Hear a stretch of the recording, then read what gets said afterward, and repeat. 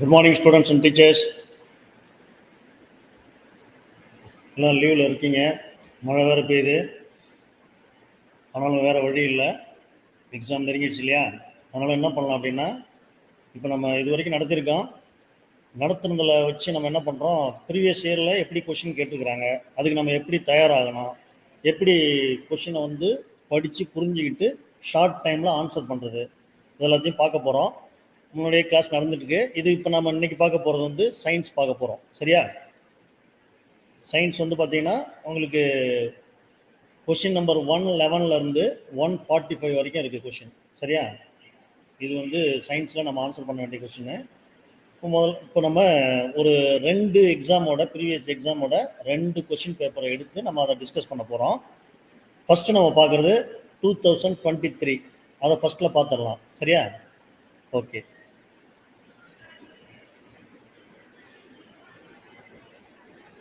2023 பார்க்கலாமா? ரெடியா? ஓகே. முதல்ல அது போகிறதுக்கு முன்னாடி வானியல் அலகுனா என்ன, அஸ்ட்ரானமிக்கல் யூனிட், ஏயுன்னு சொல்கிறோம் இல்லையா? அது வந்து mean distance between the centre of the earth and the centre of the sun. அது பார்த்தீங்கன்னா 1.496 × 10⁸ கிலோமீட்டர். இதை கவனிங்களேன். இப்போ இந்த 10⁸ இருக்கு இல்லையா, 10⁸ அப்படிங்கிறத என்ன பண்ணுவாங்க அப்படின்னு கேட்டிங்கன்னா, இந்த 10⁸ இருக்குல்ல, அதில் ஒரு 2 குறைச்சிட்டோம்னு வச்சிங்களேன், இங்கே வந்து போட்டிங்கன்னா 149.6ன்னு வரும். இங்கே ரிமைனிங் வந்து 10⁶ இருக்கும். அதை மில்லியன் அப்படின்னு சொல்லலாம். சரியா? அப்போ 149.6 மில்லியன் கிலோமீட்டர் அப்படின்னு சொல்லலாம். அது எல்லாத்தையும் நம்ம தெரிஞ்சு வச்சுக்கணும். அதே மாதிரி பார்த்தீங்கன்னா இங்கே கிலோமீட்டர் இருக்கு இல்லையா, இந்த கிலோவுக்கு பதிலாக ஒரு 10⁻3, அப்போ 10⁸ ஆல்ரெடி இருக்குது. 8 + 3 என்ன ஆயிரும்? 10⁻11. அப்போ 10⁻11 மீட்டர்னு சொல்லுவாங்க. அப்போ இந்த வேல்யூவை வச்சுக்கிட்டு நம்ம எப்படி வேணாலும் கொஷின் உங்களுக்கு ஃப்ரேம் பண்ணலாம். சரியா? அதனால் நல்லா பார்த்துங்க. வானியல் அலகோட வேல்யூ வந்து 1.496 × 10⁸ கிலோமீட்டர். நல்லா ஞாபகம் வச்சுக்கணும், கிலோமீட்டர். அதுவே 10⁻11னா இந்த கிலோ இருக்காது, மீட்டர்னு மட்டும் இருக்கும். சரியா? அப்புறம் ஒளியாண்டு, லைட் இயர். லைட் இயர்னா என்ன? ஒளியாண்டுனா ஒளியோட ஸ்பீடு உங்களுக்கு தெரியும், 3 lakh கிலோமீட்டர். சரியா? Per second. ஒரு செகண்டில் 3 lakh கிலோமீட்டர் போகும். அதே ஸ்பீடில் அந்த லைட்டு ஒரு இயர் ஃபுல்லாக ட்ராவல் பண்ணிருந்துச்சுன்னா எவ்வளோ டிஸ்டன்ஸை ட்ராவல் பண்ணியிருக்குமோ அதுதான் ஒரு லைட் இயர் அப்படின்னு சொல்கிறோம். அதோட வேல்யூ பார்த்தீங்கன்னா 9.4607 × 10⁻12 கிலோமீட்டர். நல்லா ஞாபகம் வச்சுங்க. முன்னாடி நான் சொன்ன மாதிரியே தான். இந்த 10⁻12 இருக்கு இல்லையா, இந்த கிலோவை தூக்கி ஒரு 3 இங்கே ஆட் பண்ணோம்னா 10⁻15 மீட்டர் அப்படின்னு சொல்லலாம். அது எல்லாத்தையும் நீங்கள் புரிஞ்சு வச்சுக்கணும். இந்த பேசிக் யூனிட்டை வச்சுக்கிட்டு நம்ம எப்படிலாம் அதை வந்து மாற்றி கேட்பாங்க அப்படிங்கிறதையும் நீங்கள் தெரிஞ்சு வச்சுக்கணும். சரியா? Light year. அடுத்து பார்த்தீங்கன்னா விண்ணியல் ஆரம், அது வந்து 3.09 × 10⁻13 கிலோமீட்டர். இதுக்கும் அதே தான். சரியா? அப்போ 10⁻16 மீட்டர் அப்படின்னு வரும் இந்த கிலோவை எடுத்துட்டோம்னா. அதெல்லாம் பார்த்து வச்சுக்கோங்க. வானியல் அலகு, ஒளியாண்டு, விண்ணியல் ஆரம். சரியா? அடுத்து பார்க்குறது மைல். இது நீங்கள் கேள்விப்பட்டிருப்பீங்க. மைல் அப்படிங்கிறது பார்த்தீங்கன்னா கிலோமீட்டரை விட இப்போ 1 கிலோமீட்டர் அப்படின்னு நம்ம சொல்கிறோம் இல்லையா, அது மாதிரி 1.6 கிலோமீட்டர் சேர்ந்தது தான் ஒரு மைல். ஞாபகம் வச்சுக்கிங்களா? அப்போ அதையும் ஞாபகம் வச்சுங்க. 1.6 கிலோமீட்டர். அதையும் ஞாபகம் வச்சுக்கணும். மைல் அப்படிங்கிறது 1600 மீட்டர் அப்படின்னு சொல்லலாம். சரியா? அல்லது 1.6 × 10⁻3 மீட்டர் அப்படின்னு சொல்லலாம். எல்லாம் தெரிஞ்சு வச்சுக்கிங்களா? இந்த நாளையும் பார்த்துங்க. இப்போ ஃபஸ்ட்டு கொஷின் பாருங்கள். 111 மேட்ச் த ஃபாலோயிங். இந்த மாதிரி கொஷின் அடிக்கடி கேட்குறாங்க. மேட்ச், அதாவது இந்த பக்கம் ஒரு வேல்யூ, செட் ஆஃப் வேல்யூஸ் கொடுத்துட்டு இந்த பக்கம் ஒரு செட் ஆஃப் வேல்யூஸ் கொடுத்துட்டு அதை மேட்ச் பண்ண சொல்லி அவங்களே மேட்ச் பண்ணி கீழே ஆன்சரையும் கொடுத்துட்றாங்க. அதில் எது கரெக்டு அப்படின்னு நம்மளை சூஸ் பண்ண சொல்கிறாங்க. அப்போ முதல்ல நம்ம படிச்சுட்டோம். இங்கே பாருங்கள், அஸ்ட்ரானமிக்கல் யூனிட் அப்படின்னா என்ன சொன்னேன் பாருங்கள், 1.496 × 10⁸8 கிலோமீட்டர். சரி, ஓகே. அப்போ ஏ அப்படிங்கிறதுக்கு ஆப்ஷன் என்னவா வரணும்? 4 இருக்கணும். ஏ ஆப்ஷன் 4ங்கிறது ஒன்றே ஒன்று தான் இருக்குது. First question. அப்போ நீங்கள் டக்குன்னு ஷார்ட்கட்டாக கூட இப்போ நீங்கள் போட்டுடலாம். இருந்தாலும் நீங்கள் கேர்ஃபுல்லாக இன்னொரு தடவை செக் பண்ணி பாருங்கள். லைட் இயர் அப்படிங்கிறது எவ்வளோ சொன்னோம்? லைட் இயர் 9.4607 × 10⁻12 கிலோமீட்டர் சொன்னோமா? இங்கே பாருங்கள், பி வந்து ஃபர்ஸ்ட் ஆப்ஷன். இந்த பர்செக் அப்படின்னு சொல்கிறோம்ல, வெண்ணியல் ஆரம். பர்செக் அப்படிங்கிறது பார்த்தீங்கன்னா அதே ஆப்ஷன் டைரெக்டாகவே கொடுத்துருக்குறாங்க. அப்போ சிக்கு வந்து என்ன வரும்? 3 வரும். சரியா? டிக்கு உங்களுக்கே தெரியும், 1 மைல் அப்படிங்கிறது எவ்வளோ சொன்னோம்? 1.6 கிலோமீட்டர். அப்போ டி வந்து 2. அப்போ இதுக்கு ஆன்சர் என்னது? ஆப்ஷன் 1. அதுதான் வந்து ஆன்சர். சரியா? ஞாபகம் வச்சுட்டிங்களா? அப்போ இந்த ஆப்ஷன் 1 தான் கரெக்டாக மேட்ச் பண்ணியிருக்காங்க. ரைட்டா? ஓகே. அப்போ கேர்ஃபுல்லாக இந்த வேல்யூ எல்லாத்தையும் படித்து வச்சுக்கணும். இதை மாற்றி கூட கேட்பாங்க. எப்படி மாற்றி கேட்பாங்கன்னா, நான் முன்னாடி சொன்ன மாதிரி இந்த இது பார்த்தீங்கன்னா 149.6 மில்லியன் கிலோமீட்டர் அப்படின்னு சொல்லலாம். இதை வந்து 9 அப்படியே இப்போ 10^15 மீட்டர் அப்படின்னு கூட மாற்றலாம். அதனால் எல்லா வேல்யூவும் ஞாபகம் வச்சுக்கோங்க. அதை கன்வெர்ட் பண்ணால் எப்படி மாறும் அப்படிங்கிறதையும் தெரிஞ்சு வச்சுக்கோங்க. சரியா? ஓகே. இப்போ அடுத்த கொஸ்டின் பார்க்கலாம். Question number 112. இப்போ எலக்ட்ரிசிட்டியோட விளைவு என்ன? மின்னோட்டத்தோட முக்கிய விளைவு நீங்கள் படிச்சிருப்பீங்க. ஆய்ஸ்டட் எக்ஸ்பெரிமெண்ட் அப்படின்லாம் சொல்லியிருப்பாங்க இல்லையா? அப்புறம் அந்த Michael Faraday electro magnetic induction இதெல்லாம் தெரிஞ்சிருக்கும் உங்களுக்கு. அதே மாதிரி எலக்ட்ரோலைசிஸ் அப்படின்னு சொல்லி மின்னார் பகுத்தல், அதுவும் உங்களுக்கு தெரிஞ்சிருக்கும். சரியா? அப்போ கரண்ட்டு வந்து ஒரு இடத்துல வந்து ஃப்ளோ ஆகுது அப்படின்னா அந்த கரண்ட்டால் என்னென்ன எஃபெக்ட்லாம் வரும் அப்படின்னு பார்த்தீங்கன்னா, ஃபஸ்ட்டு ஹீட் ஆகும். ஓகே. சரியா? அடுத்து பார்த்தீங்கன்னா மேக்னெட்டிக் எஃபெக்டும் இருக்கும். ஓகே. அதான் அந்த ஓய்ஸ்டட் எக்ஸ்பெரிமெண்ட் சொன்னோம் இல்லையா, அது. அப்புறம் அந்த வேதி விளைவு இது பார்த்தீங்கன்னா, இப்போ நம்ம சார்ஜ் ஆகிறதே வந்து பார்த்தீங்கன்னா அதுதான் சார்ஜ் போடுறோம் இல்லையா மொபைல் ஃபோனுக்கு, அது மின்னோட்டத்தில் ஏற்படுற வேதி விளைவு தான். அப்போ இந்த மூன்றுமே நடக்குது. அப்போ மூன்றுமே நடக்குது அப்படின்னா எந்த ஆப்ஷன் கரெக்டு? மேற்கூறிய அனைத்தும். அப்போ ஆப்ஷன் 4 தான் சரியான ஆன்சர். சரியா? அதனால் டக்குன்னு பார்க்கணும், ஃபுல்லாகவே படித்து பார்க்கணும். ஆப்ஷன் எல்லாத்தையும் படித்து பார்க்கணும். ஏன்னா ஒன்று தப்பாக கூட கொடுத்துருக்கலாம், ஒன்று மட்டும் சரியாக இருக்கலாம். அதனால் கேர்ஃபுல்லாக படிச்சுட்டு கீழே அப்புறம் என்ன பார்த்துட்டு மேற்கூறிய அனைத்தும். ஏன்னா 3 எஃபெக்ட்டுமே கரண்ட்டால் வருது. சரியா? Heating effect, magnetic effect, chemical effect 3மே கரண்ட்டால் வரதால நமக்கு ஆப்ஷன் என்னது? கரெக்ட் ஆப்ஷன் ஆப்ஷன் 4, மேற்கூறிய அனைத்தும், ஆல் ஆஃப் த எபோவ். சரியா? ரைட். இப்போ கொஸ்டின் நம்பர் 113 பார்க்கலாமா? இதில் பாருங்க, இதில் எது தப்பு அப்படின்னு சொல்லி கேட்குறாங்க. தவறான கூற்றை தேர்ந்தெடுக்கவும். இது தவறான கூற்றை தேர்ந்தெடுக்கவும். அவங்க கொடுத்துருக்கிறது பிரைமரி செல். பிரைமரி செல்லில் என்னென்ன இப்போ அந்த 4 ஆப்ஷனையும் படித்து பாருங்களேன். இவற்றில் நடைபெறும் வேதிவினையானது ஒரு மீளா வினை. சரியா? சரிதான்.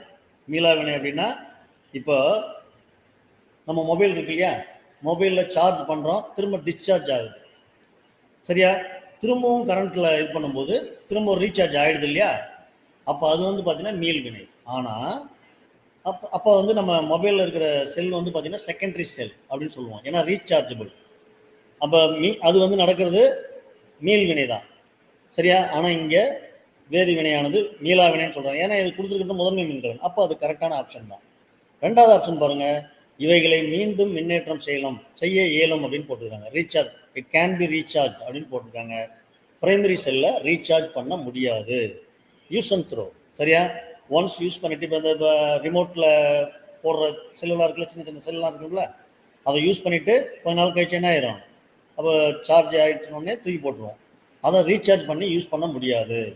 எதெல்லாம் நம்ம திரும்ப ரீசார்ஜ் பண்ணி யூஸ் பண்ண முடியுமோ அது செகண்டரி செல். அப்போ நீங்கள் வேறு ஆப்ஷன் பார்க்கவே தேவையில்ல. 2வது ஆப்ஷன் தான் தவறான கூற்று. ஏன்னா ஒரு கூற்று தான் சொல்லுவாங்க. 1க்கு மேலே இருந்துச்சு அப்படின்னு இங்கே ஆப்ஷன் கொடுத்துருப்பாங்க. அப்போ அப்படிலாம் இல்லை. இங்கே 2வது கூற்றே வந்து உங்களுக்கு வந்து அது தவறு அப்படின்னு சொல்லி தெரிஞ்சிருச்சு. எது இப்போ answer? Option 2, it can be சார்ஜ்னு கொடுத்துருக்காங்க. Primary cell cannot be charge. அப்போ எதை தான் சார்ஜ் பண்ண முடியும்? ரீசார்ஜ் பண்ண முடியும். செகண்டரி செல்லை மட்டும்தான் ரீசார்ஜ் பண்ண முடியும். ஓகே. இப்போ இவைகளை மீண்டும் மின்னேற்றம் செய்ய இயலும் அப்படிங்கிறது இது தவறான கூற்று. சரியா? ஓகே. அடுத்து கொஸ்டின் நம்பர் 114 பாருங்க. இப்போ ஸ்கூல் அப்படிங்கிறது பார்த்தீங்கன்னா ஸ்கூல் பஸ்ஸில் இந்த மாதிரி தெரியுது மிரரில்.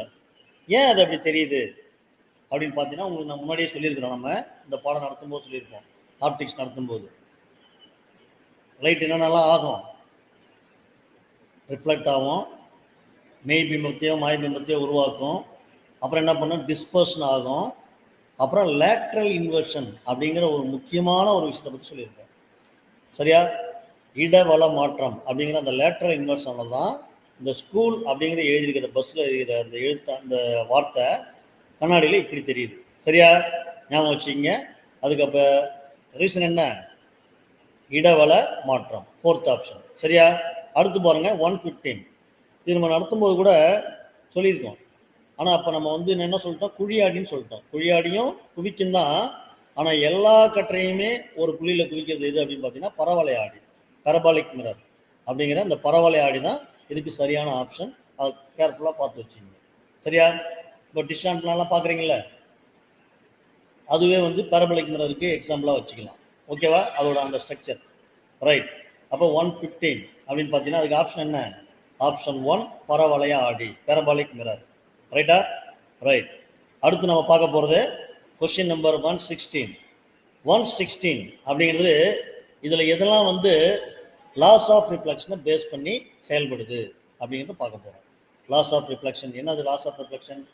அப்போ லாஸ் ஆஃப் ரிஃப்ளெக்ஷன் நமக்கு முதல்ல தெரியும். என்னது இது? Angle of incidence is always equal to the angle of refraction. That means படுகோணம் எதிரொலிப்பு கோணத்துக்கு சமம் அப்படின்னு சொல்லணும். சரியா? Angle I that's equal to angle R.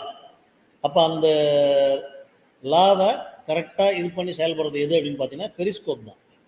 அப்போ இதில் ஆப்ஷன் எது? 3வது ஆப்ஷன் தான் சரியான விடை. அப்போ செயல்படும் கருவி, எதிரொலிப்பு விதியின்படி செயல்படும் கருவி which one of the following instruments uses the laws of reflection? That means periscope.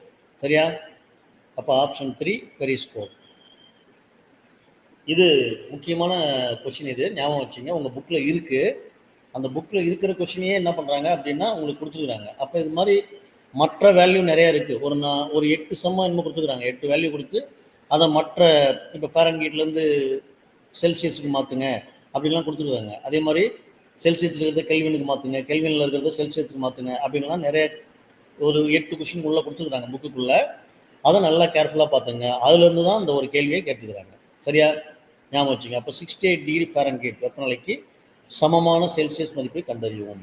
அதுக்கு ஒரு ஃபார்முலா இருக்குது. கணக்கு போட்டு பார்க்கலாமா? என்ன formula? F - 32 divided by 9 that's equal to C/5. இப்போ ஃபாரன்ஹீட் கொடுத்துட்டாங்க. அப்போ இங்கே ஃபாரன்ஹீட் 68 நீங்கள் அப்ளை பண்ண போகிறோம். அப்போ எதை கண்டுபிடிக்க போகிறோம்? சியை தான் கண்டுபிடிக்க போகிறோம். சரியா? அது இதை மட்டும் இங்கே வச்சுட்டோம்னா இந்த 5 இங்கே மல்டிப்ளையராக வந்துடும். ஓகேவா? அப்போ 68 - 32. சரியா? 68 - 32 divided by 9 that's equal to C/5. அடுத்த ஸ்டெப்பில் மாற்றிக்கலாம். இப்போ 68லேருந்து 32 சப்ட்ராக்ட் பண்ணிங்கன்னா என்ன வரும்? 36. சரியா?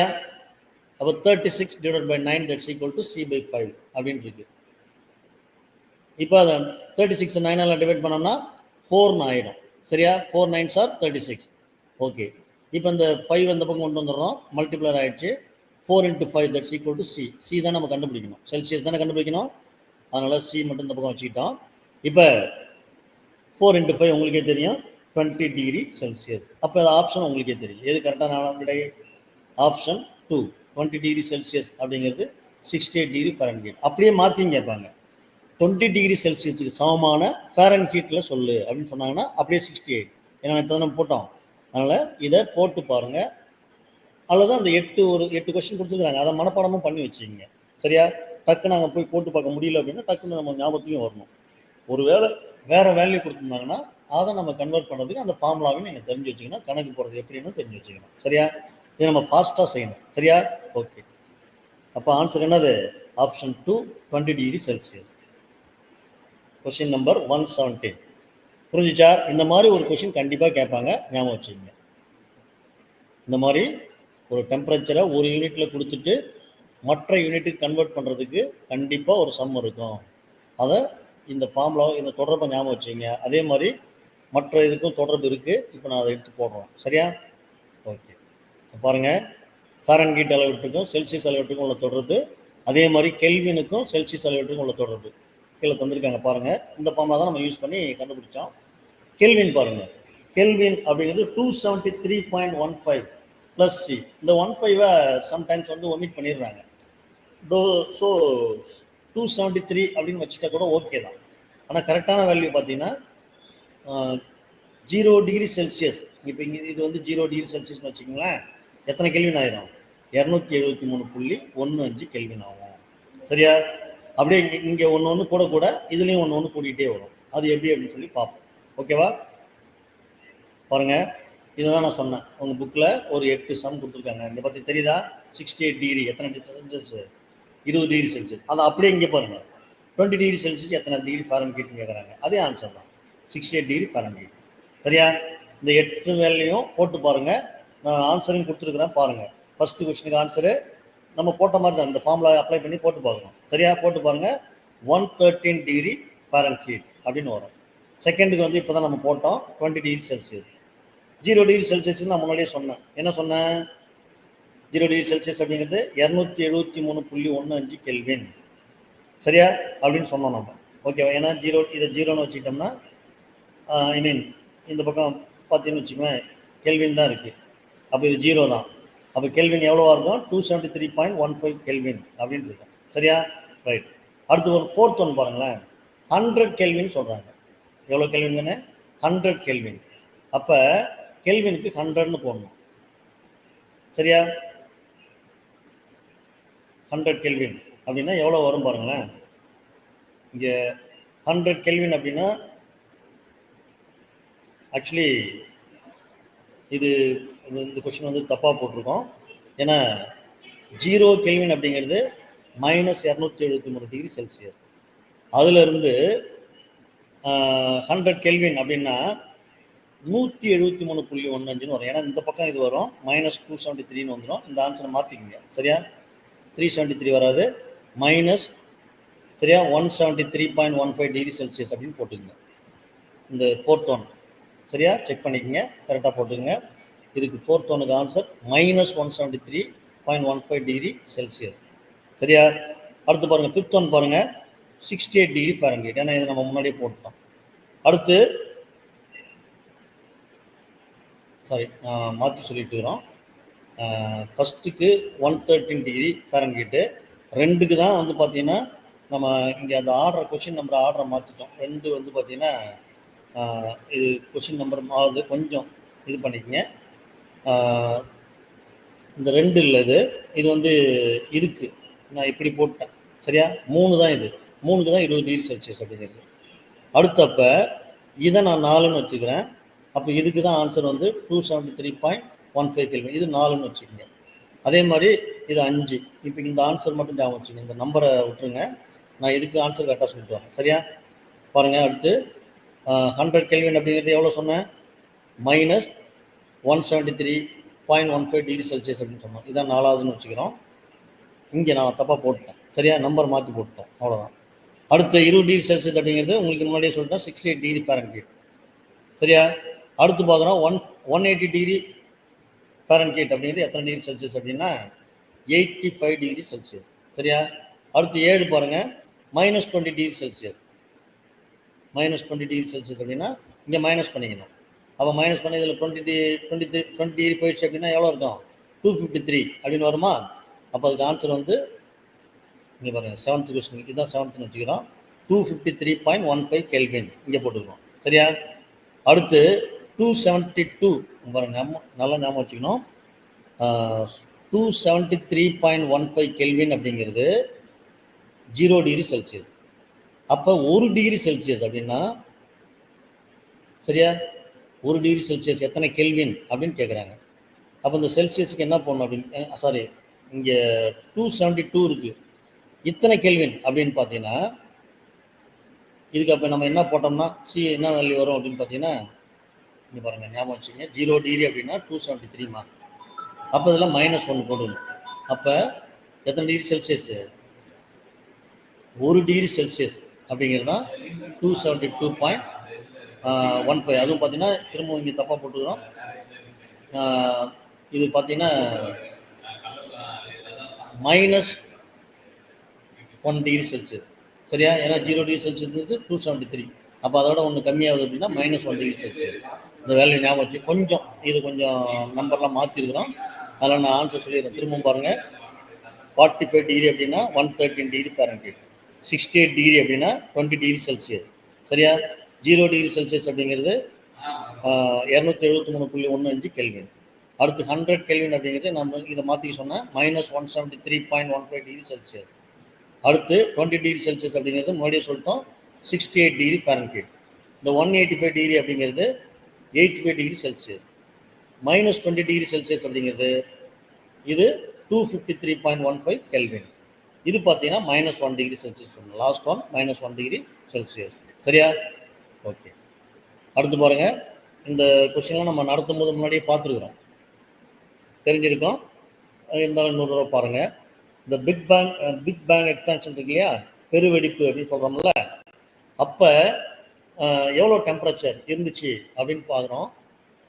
உங்களுக்கு முன்னாடியே தெரியும் 10^32 கெல்வின் அப்படிங்கிறது அந்த டெம்பரேச்சர் தான். சரியா? இருக்கிறதுலே ஹையஸ்ட் வந்து இந்த இதுதான், இந்த வேல்யூ தான் வந்து ஹையஸ்ட் டெம்பரேச்சர்.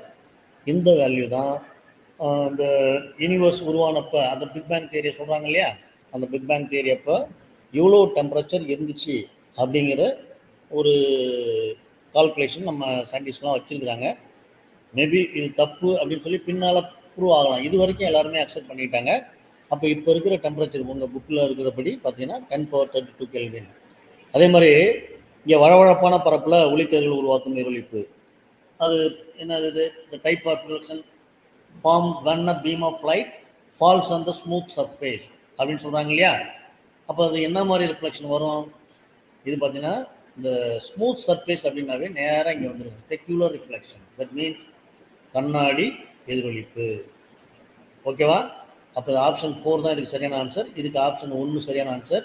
இப்போ இந்த கொஷின் நம்ம பார்க்கும்போது இன்னொன்று தெரிஞ்சுக்கணும். இங்கே வழவழப்பான பரப்பு சொல்லிட்டாங்க. ஒருவேளை உன்னை வந்து கன்ஃபியூஸ் பண்ணணும் அப்படின்னா சொரசொரப்பான பரப்புன்னு கொடுத்துட்றாங்க. அப்போ இது ஆன்சராக இருக்கும்? சொல்லுங்க பார்ப்போம். இப்போ இந்த வழவழப்பான் இருக்குல்ல, இந்த ஸ்மூத் அப்படிங்கிறதுக்கு பதிலாக ரஃப் சர்ஃபேஸ் அப்படின்னும், இங்கே வழவழப்பானதுக்கு பதிலாக சொரசொரப்பான அப்படின்னு கொடுத்துட்டாங்கன்னா, அல்லது ஒழுங்கற்ற அப்படின்னு கொடுத்துட்டாங்கன்னா எது ஆன்சராக இருக்கும்? அப்போ ஞாபகம் வச்சுங்க, டிஃப்யூஸ்ட் ரிஃப்ளெக்ஷன், விரவலான எதிரொலிப்பு அப்படின்னு இருக்கு இல்லையா, அப்போ அது ஆன்சராக இருக்கும். ஒருவேளை இந்த கொஷினை மாற்றி கேட்கணும் அப்படின்னா அந்த மாதிரி மாற்றி கேட்கறதுக்கு சான்ஸ் இருக்குது. நோட் பண்ணிட்டீங்களா? கேர்ஃபுல்லாக பார்த்துக்கணும். ஒரு கொஷின் கேட்குறாங்க அப்படின்னா அதுக்கு ரிலேட்டடாக என்னென்ன இருக்குது, எப்படிலாம் கேட்க முடியும் அப்படிங்கிறதையும் நம்ம டிஸ்கஸ் பண்ணிக்கணும். அதுக்கு தான் இந்த ப்ரீவியஸ் இயர் கொஷின் பேப்பரை நம்ம பார்க்குறது. வெறுமனே அதில் கேட்டுக்கிற கொஷின் மட்டுமே படிக்கக்கூடாது. ஓ, இந்த கொஷின் கேட்டிருக்காங்க அப்படின்னா அடுத்து ஒரு வேளை அதை கேட்கலாம். இப்போ நம்ம சொன்னோம்ல 68 டிகிரி ஃபாரன்ஹீட்டை கேட்குறாங்க, அப்போ அடுத்து 20 டிகிரி செல்சியஸ் கேட்பாங்க, அல்லது வேறு வேல்யூ கொடுத்துட்டு கேட்கலாம். அது மாதிரி நம்ம ரெடியாக இருக்கணும். ஓகேவா? அது மாதிரி அப்போ இங்கே ரஃப் சர்ஃபேஸ் அப்படின்னு வந்துச்சு அப்படின்னா அதுக்கு ஆன்சர் என்னது? இது டிஃப்யூஸ்ட் ரிஃப்ளெக்ஷன். இங்கே கொடுத்துருக்குறது ஸ்மூத் சர்ஃபேஸ், வழவழப்பான பரப்பு. அதனால் இங்கே கொடுத்துருக்கிற கொஸ்டினுக்கு ஆப்ஷன் 4 தான் கரெக்டான ஆன்சர். என்னது? இது ஸ்பெக்யூலர் ரிஃப்ளெக்ஷன் அப்படிங்கிற தமிழில் அதை கண்ணாடி எதிரொலிப்பு அப்படின்னு சொல்கிறாங்க. பாருங்கள், 118 ஆன்சர் என்னது? 1×10^32 கெல்வின். ஃபர்ஸ்ட் ஆப்ஷன் தான் கரெக்டு. அதே 119 பாருங்கள், 4th ஆப்ஷன் தான் கரெக்டு, கண்ணாடி எதிரொலிப்பு. இப்போ அடுத்து 120th கொஸ்டின் பார்க்குறோம். The speed of sound in air at 273 kelvin. நான் சொன்னேன் இல்லையா, 273.15க்கு பதிலாக 273 கெல்வின். அப்படின்னா இது எவ்வளவு? இது செல்சியஸோட வேல்யூ நமக்கு தெரிஞ்சுக்கணும், 0 டிகிரி செல்சியஸ். சரியா? இங்கே பாருங்கள், இதில் அப்படியே பார்த்தீங்கன்னா இதில் வந்து எவ்வளோ கொடுத்துருக்காங்க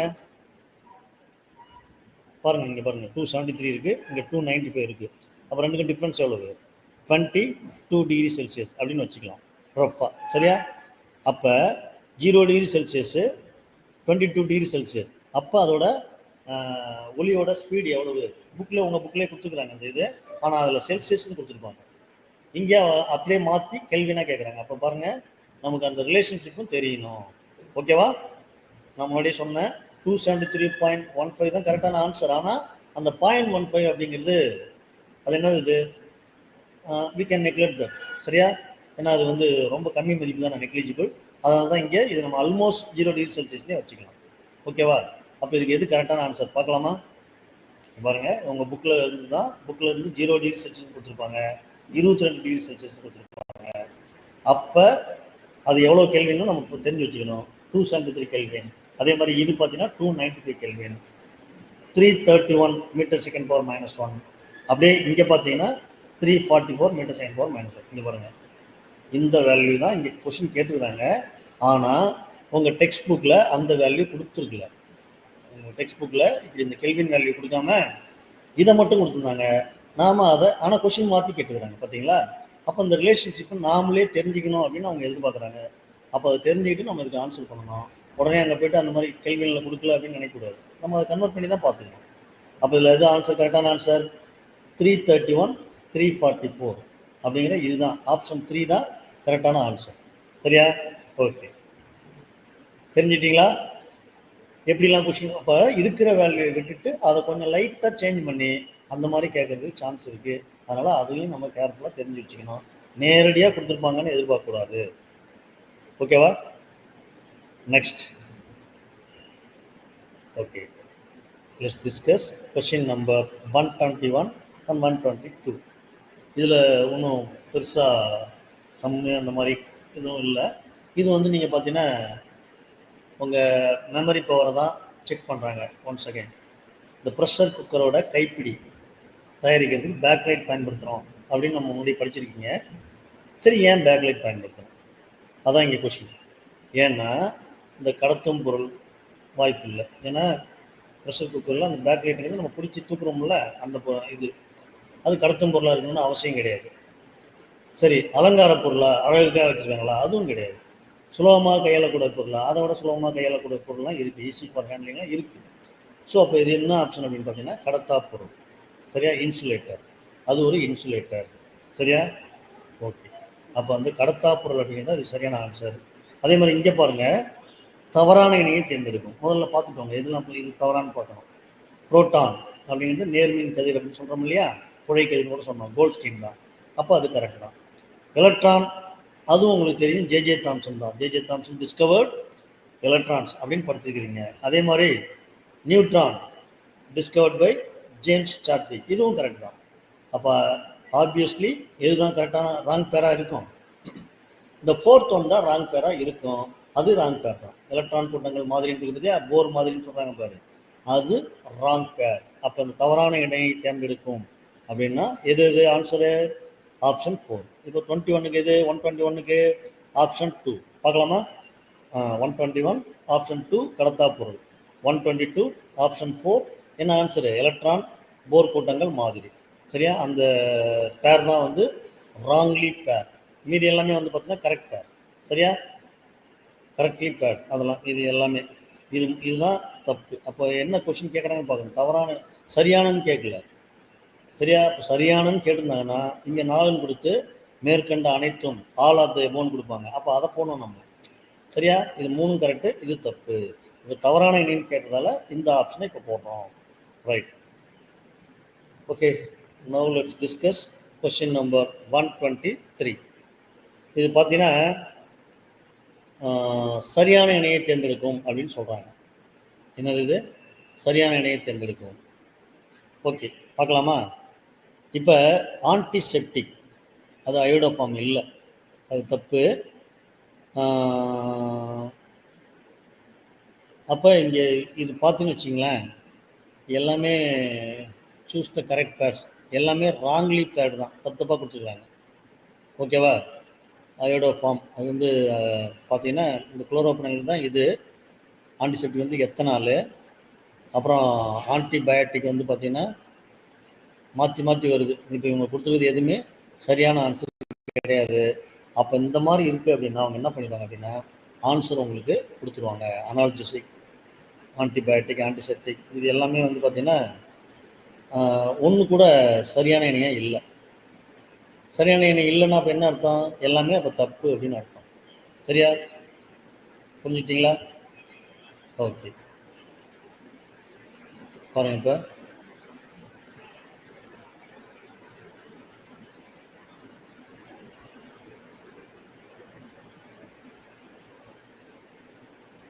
ரைட்டா? ஆல் பேர் சார் கரெக்ட் இல்லை, ராங். அப்போ mark was given to all the options. சரியா? ரைட். அடுத்து question number 124. Which type of fire extinguisher is use to control the fire on butane and methane gases? அது ஒன்றுக்கும் கரண்ட்டால் வர ஃபயரை எப்படி அணைக்கிறது, பெட்ரோல் இந்த மாதிரி வரதால் இதை எப்படி அணைக்கிறது, எல்லாத்துக்கும் ஒரு மெத்தட் இருக்குல்ல. இப்போ சாதாரணமாக தீப்பிடிக்குது அப்படின்னா தண்ணி ஊற்றி நம்ம அணைச்சிடலாம். சரியா? பெட்ரோலில் இது பண்ணுறது போய் தண்ணி ஊற்ற மாட்டாங்கல்ல, பார்த்துருக்கீங்களா?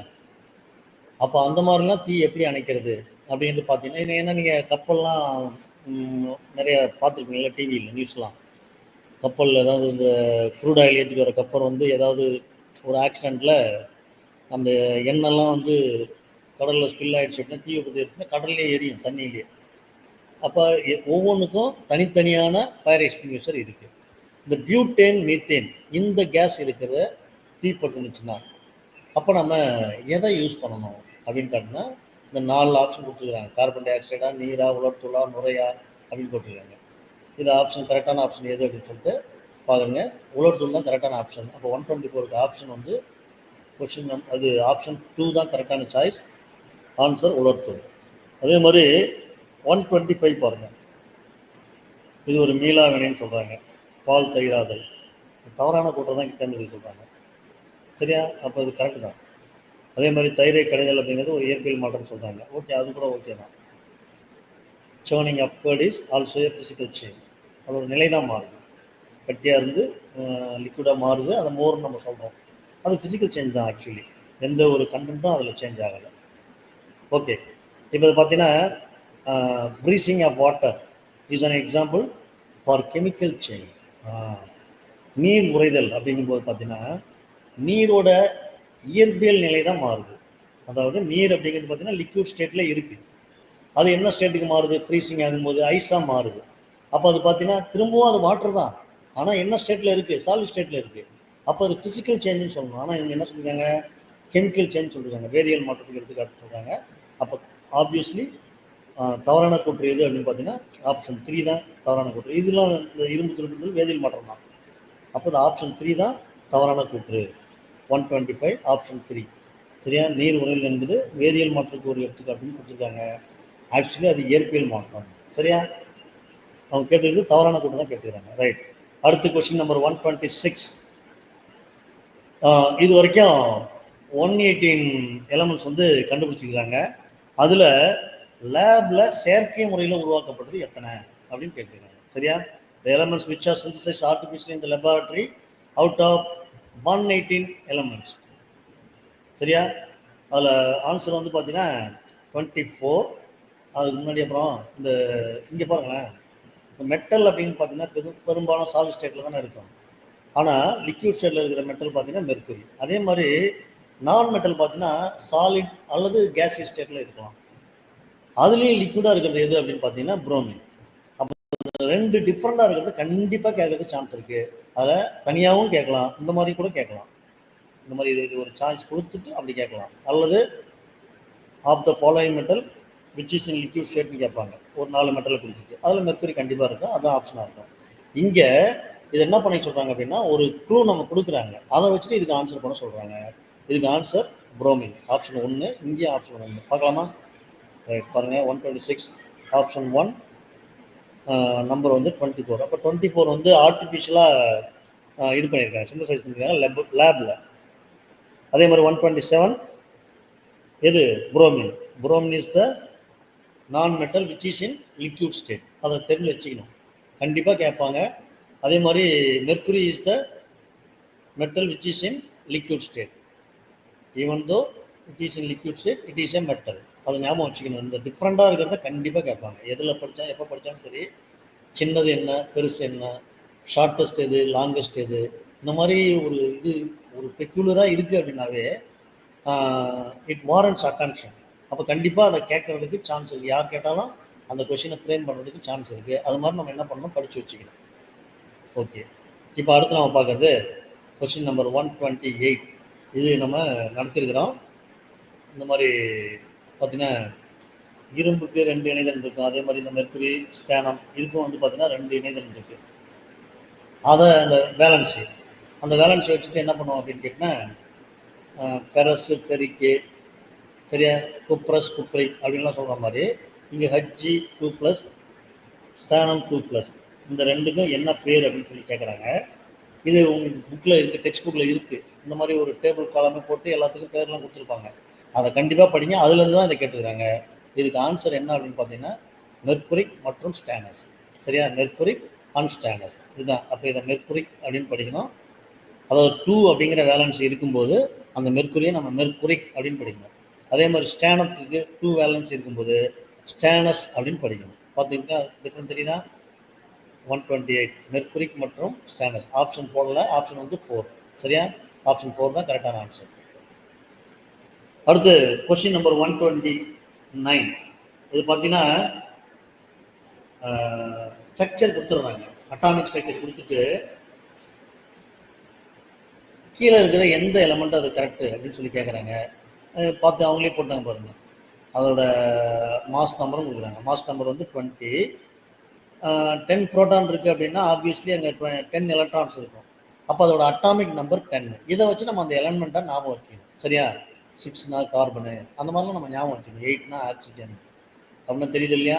அந்த மாதிரி தெரிஞ்சு வச்சுட்டு என்ன பண்ணணும் அப்படின்னு கேட்டிங்கன்னா, நம்ம வந்து ஆன்சரை கண்டுபிடிச்சி வச்சுக்கணும். அப்போ இதுக்கு ஆப்ஷன் வந்து பார்த்தீங்கன்னா நியான் தான் ஆன்சர். அப்போ தேர்ட் ஆப்ஷன் தான் கரெக்டான ஆன்சர். எதை வச்சு நம்ம கண்டுபிடிச்சோம்? அந்த டயக்ராம் கூட விட்டுருங்க.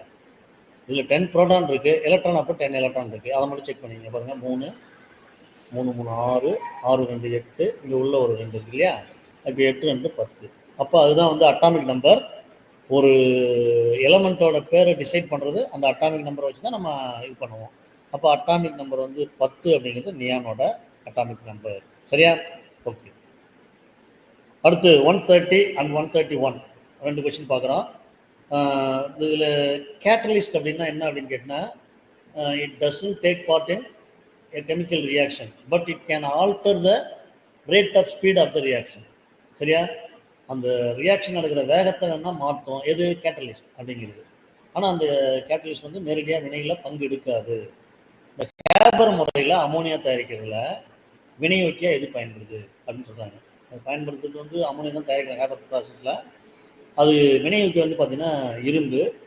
அதே மாதிரி தண்ணியில் இருக்கிற கிருமி, பாக்டீரியா இதெல்லாம் நீக்க பயன்படுத்துறது ரெண்டு வாயு யூஸ் பண்ணுறாங்க. அது எது அப்படின்னு பார்த்தீங்கன்னா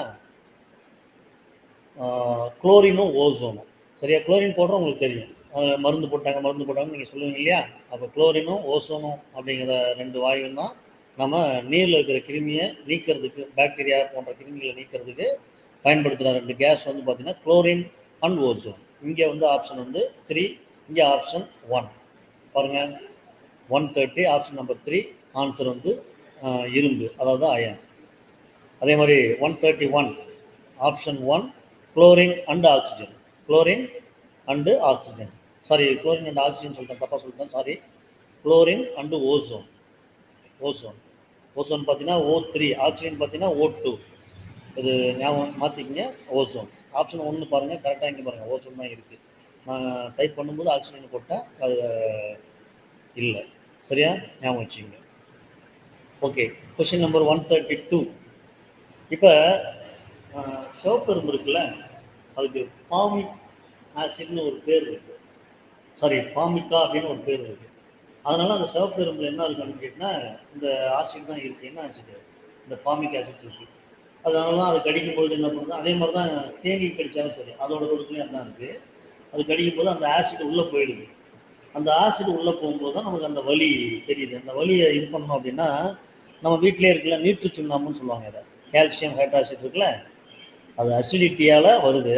அந்த அசிடிட்டியை சரி பண்ணணும் அப்படின்னா இதை சேர்க்குறோம். இந்த சுண்ணாம்பு, நீட்டு சுண்ணாம்பு சேர்க்கும்போது பார்த்தீங்கன்னா இது வந்து பார்த்தீங்கன்னா உங்களுக்கு பேஸ் அப்படின்னு உங்களுக்கு தெரியுது. அது ஆசிட். அந்த ரியாக்ஷன் உங்களுக்கு தெரியும். ஆசிட் ப்ளஸ் பேஸ் வந்து பார்த்தீங்கன்னா என்ன கிடைக்கும்? Salt and water. அதுக்கு பேர் நியூட்ரலைசேஷன் ரியாக்ஷன் அப்படின்னு சொல்லுவோம். சரியா? அப்போ இங்கே இதை சரி பண்ணுறதுக்கு எதை பயன்படுத்துகிறோம் அப்படின்னா நீற்று சுண்ணாம்பு அப்படிங்கிற கால்சியம் ஹைட்ராக்சைடை பயன்படுத்துகிறோம். ஓகே. அதுக்கு ஆன்சர் என்ன? இப்போ ஆப்ஷன் 3 கால்சியம் ஹைட்ராக்சைடு. இதை படிக்கும்போது இன்னொன்று தெரிஞ்சுக்கிங்க. இப்போ குளவி கடிக்குது, வாஸ்க் இருக்குல்ல, அது கடிக்கும்போது என்ன அப்படின்னு கேட்டால் அது ஒரு ஆல்கலியை நம்ம உடம்புக்குள்ளே இன்ஜெக்ட் பண்ணிடும், ஒரு காரப்பொருளை.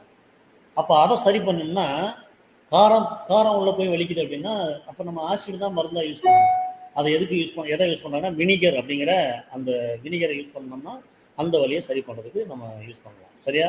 அப்போ எறும்பு, தேனி இதை இப்படி சொல்லுவாங்க. குளவி அப்படின்னா அதை பார்த்துக்க ஞாபகம் வச்சுங்க. ஓகேவா? குளவினா என்னது? இது குளவிக்கு வினிகர் அப்படின்னு சொல்கிற அந்த அஸ்டிக் ஆசிட். ஓகே. அடுத்து பாருங்கள், மேட்ச் த ஃபாலோயிங். இதில் எது கரெக்டு அப்படின்னு சொல்லி கேட்குறாங்க. இது எல்லாமே பாட்னியில் இருக்குது. இந்த டிஃப்ரெண்ட்டாக இருக்கிற எல்லாத்தையுமே பார்த்துக்கணும். சேமிப்பு வேர் என்ன, உறிஞ்சு வேர் என்ன, பற்றுக்கம்பி, தரைகீழ் தண்டு, இதெல்லாத்தையும் தெரிஞ்சுக்கணும். சேமிப்பு வேர் ஸ்டோரேஜ் அப்படின்னு பார்த்தீங்கன்னா என்னவா இருக்கும்? பீட்ரூட் தான். சரியா?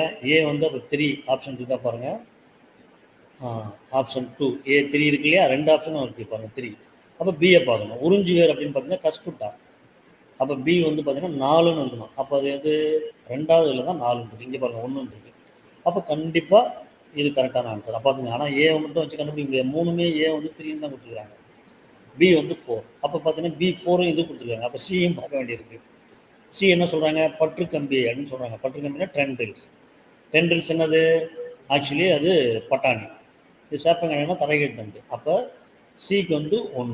அப்போ பாருங்கள், இந்த இந்த 3லுமே A3ன்னு தான் இருக்குது. இந்த 2ல் 3ல் A3ன்னு இருக்குது. ஆனால் பி வச்சு என்ன பண்ணிட்டோம்? 2 கண்டுபிடிக்கிறோம், ஷார்ட் அவுட் பண்ணிட்டோம். ஆனால் அப்போ சியை பார்க்குறோம். சி வந்து இங்கே பாருங்கள், இதில் 1ன்னு இருக்குது, ஆனால் இங்கே 2ன்னு இருக்குது. அப்போ இதுதான் சரியான ஆப்ஷன்.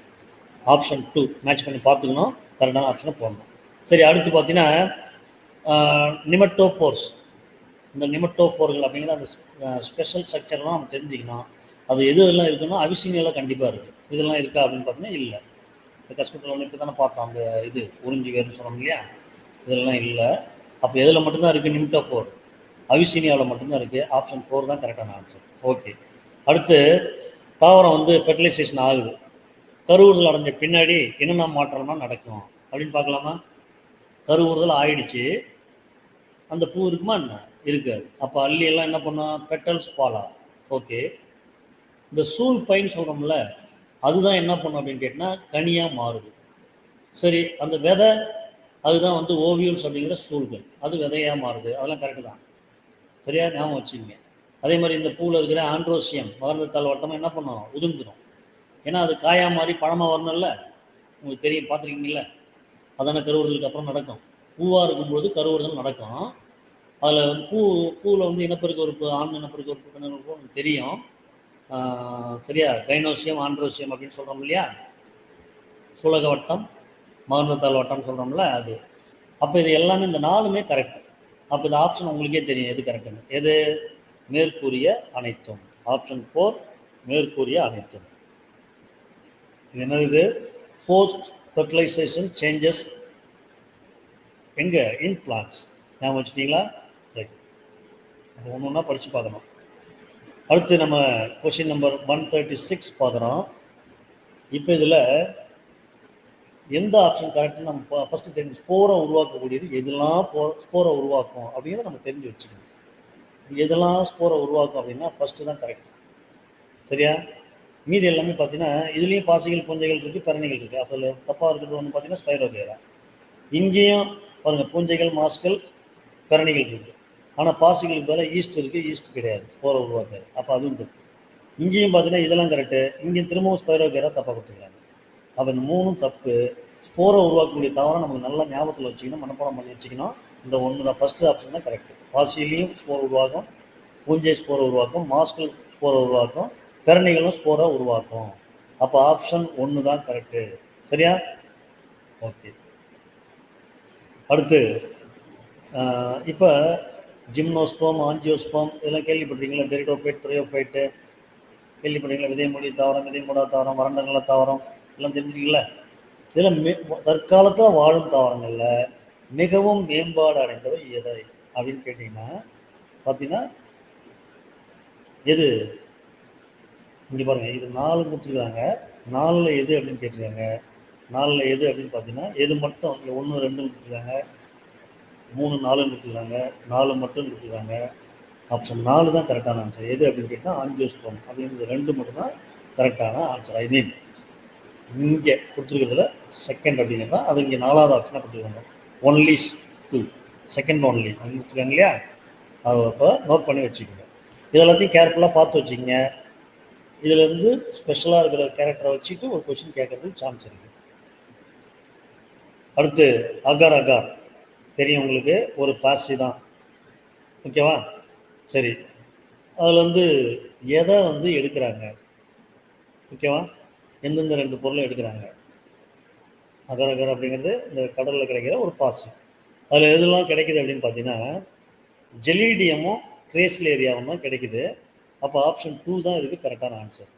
அகர் அகார் அப்படிங்கிறது டேஷ் சிவப்பு பாசிலேருந்து பிரித்து, சாரி, இந்த 2 பாசிலேருந்து தான் அந்த அகர் அகார் அப்படிங்கிற அந்த உணவுப் பொருள் மாதிரி இருக்கிறத எடுக்கிறாங்க. எந்த 2 பாசி? இந்த 2 வந்து சிவப்பு பாசி, ஜெலீடியம் கிரேஸ்லேரியா அப்படிங்கிறது. சரியா? ஜெலீடியம் மற்றும் கிரேஸ்லேரியா அப்படிங்கிற ஆல்கே, ரெட் ஆல்கே பாசி. சரியா? அகர் அகாரங்கிறது உணவுப் பொருளாக பயன்படுத்துகிறாங்க. ஓகே, அடுத்து பாருங்கள். இதில் எது சரியான இணை அப்படின்னு திரும்பவும் கேட்குறாங்க பாருங்கள். அப்போ மேட்ச் பண்ணணும். மேட்ச் பண்ணதை இங்கே ஆன்சர் அவங்க கீழே கொடுக்குறாங்க. அதில் எது சரின்னு கேட்குறாங்க. அப்போ இதில் ஏதோ ஒன்று தப்பாக இருக்கலாம், அல்லது எல்லாமும் சரியாகவும் இருக்கலாம். அதை நம்ம கேர்ஃபுல்லாக பார்க்கணும். உறிஞ்சி உறுப்பு அப்படின்னா ஹாஸ்டோரியம், அது கஸ்கூட்டா கூட சொன்னோம்ல, ஒட்டுணி தாவரத்தில் காணப்படக்கூடிய சிறப்பு வேர், அது கரெக்டு தான். பாலிபெட்டலே, பெட்டல் அப்படின்னா பார்த்தீங்கன்னா அல்லி இதழ்கள் தான், பல தனித்த அல்லி இதழ்களை கொண்டது, இதுவும் கரெக்டு தான், பாலிபெட்டலே. தற்சார்பு உயிரி, ஆட்டோட்ரோப்ஸ் அப்படின்னா organism which prepare their own food, தானே தமது உணவை தயாரிக்கும் உயிரிகள், இதுவும் கரெக்டு தான். கேமோபெட்டலே அப்படின்னா இணைந்த அல்லி இதழ்களை கொண்டது, எல்லாம் வந்து ஒன்றா ஜாயிண்டாக இருக்குது. இது தனித்தனி அல்லி இதழ்கள், பல இது அல்லி இதழ்கள், இல்லை அல்லி இதழ்கள். பெட்டல்ஸ் வந்து பார்த்தீங்கன்னா யுனைடெட் பெட்டல்ஸ். 4மே கரெக்டு. அப்போ உங்களுக்கு ஆப்ஷன் உங்களுக்கே தெரிஞ்சிருச்சு. எது ஆன்சர்? ஆப்ஷன் 4 அதுதான் கரெக்டான ஆன்சர். மேற்கூறிய அனைத்தும் அப்படிங்கிறது தான் இதுக்கு ஆன்சர். சரியா? 139 ஆப்ஷன் 4 மேற்கூறிய அனைத்தும். ஓகே, அடுத்து இப்போ நம்ம திரும்ப செலக்ட் த இன்கரெக்ட் பேர். எது தவறான, அதாவது பொருந்தாத இணைன்னு சொல்றாங்க. யூக்ளினா, அப்கோர்ஸ் அது வந்து இனிசெல்லுலார் ஆர்கானிசம், ஒரு செல் உயிரி தான். கணுக்காலிகள், கணுக்காலிகள் உங்களுக்கு தெரியும், ஆர்த்ரோபோடா, இந்த கரப்பாம்பூச்சிலாம் சொல்கிறோம் இல்லையா, அதுதான் கணுக்காலி. ஆனால் இங்கே என்ன சொல்லியிருக்காங்க, இப்போ நத்தை விட்டுருங்க. நத்தை என்னன்னு நமக்கு தெரியும், மொலஸ்கா, மெல்லுடலிகள். நத்தை வந்து என்னது, இது மெல்லுடலிகள். அப்போ அது தப்பு.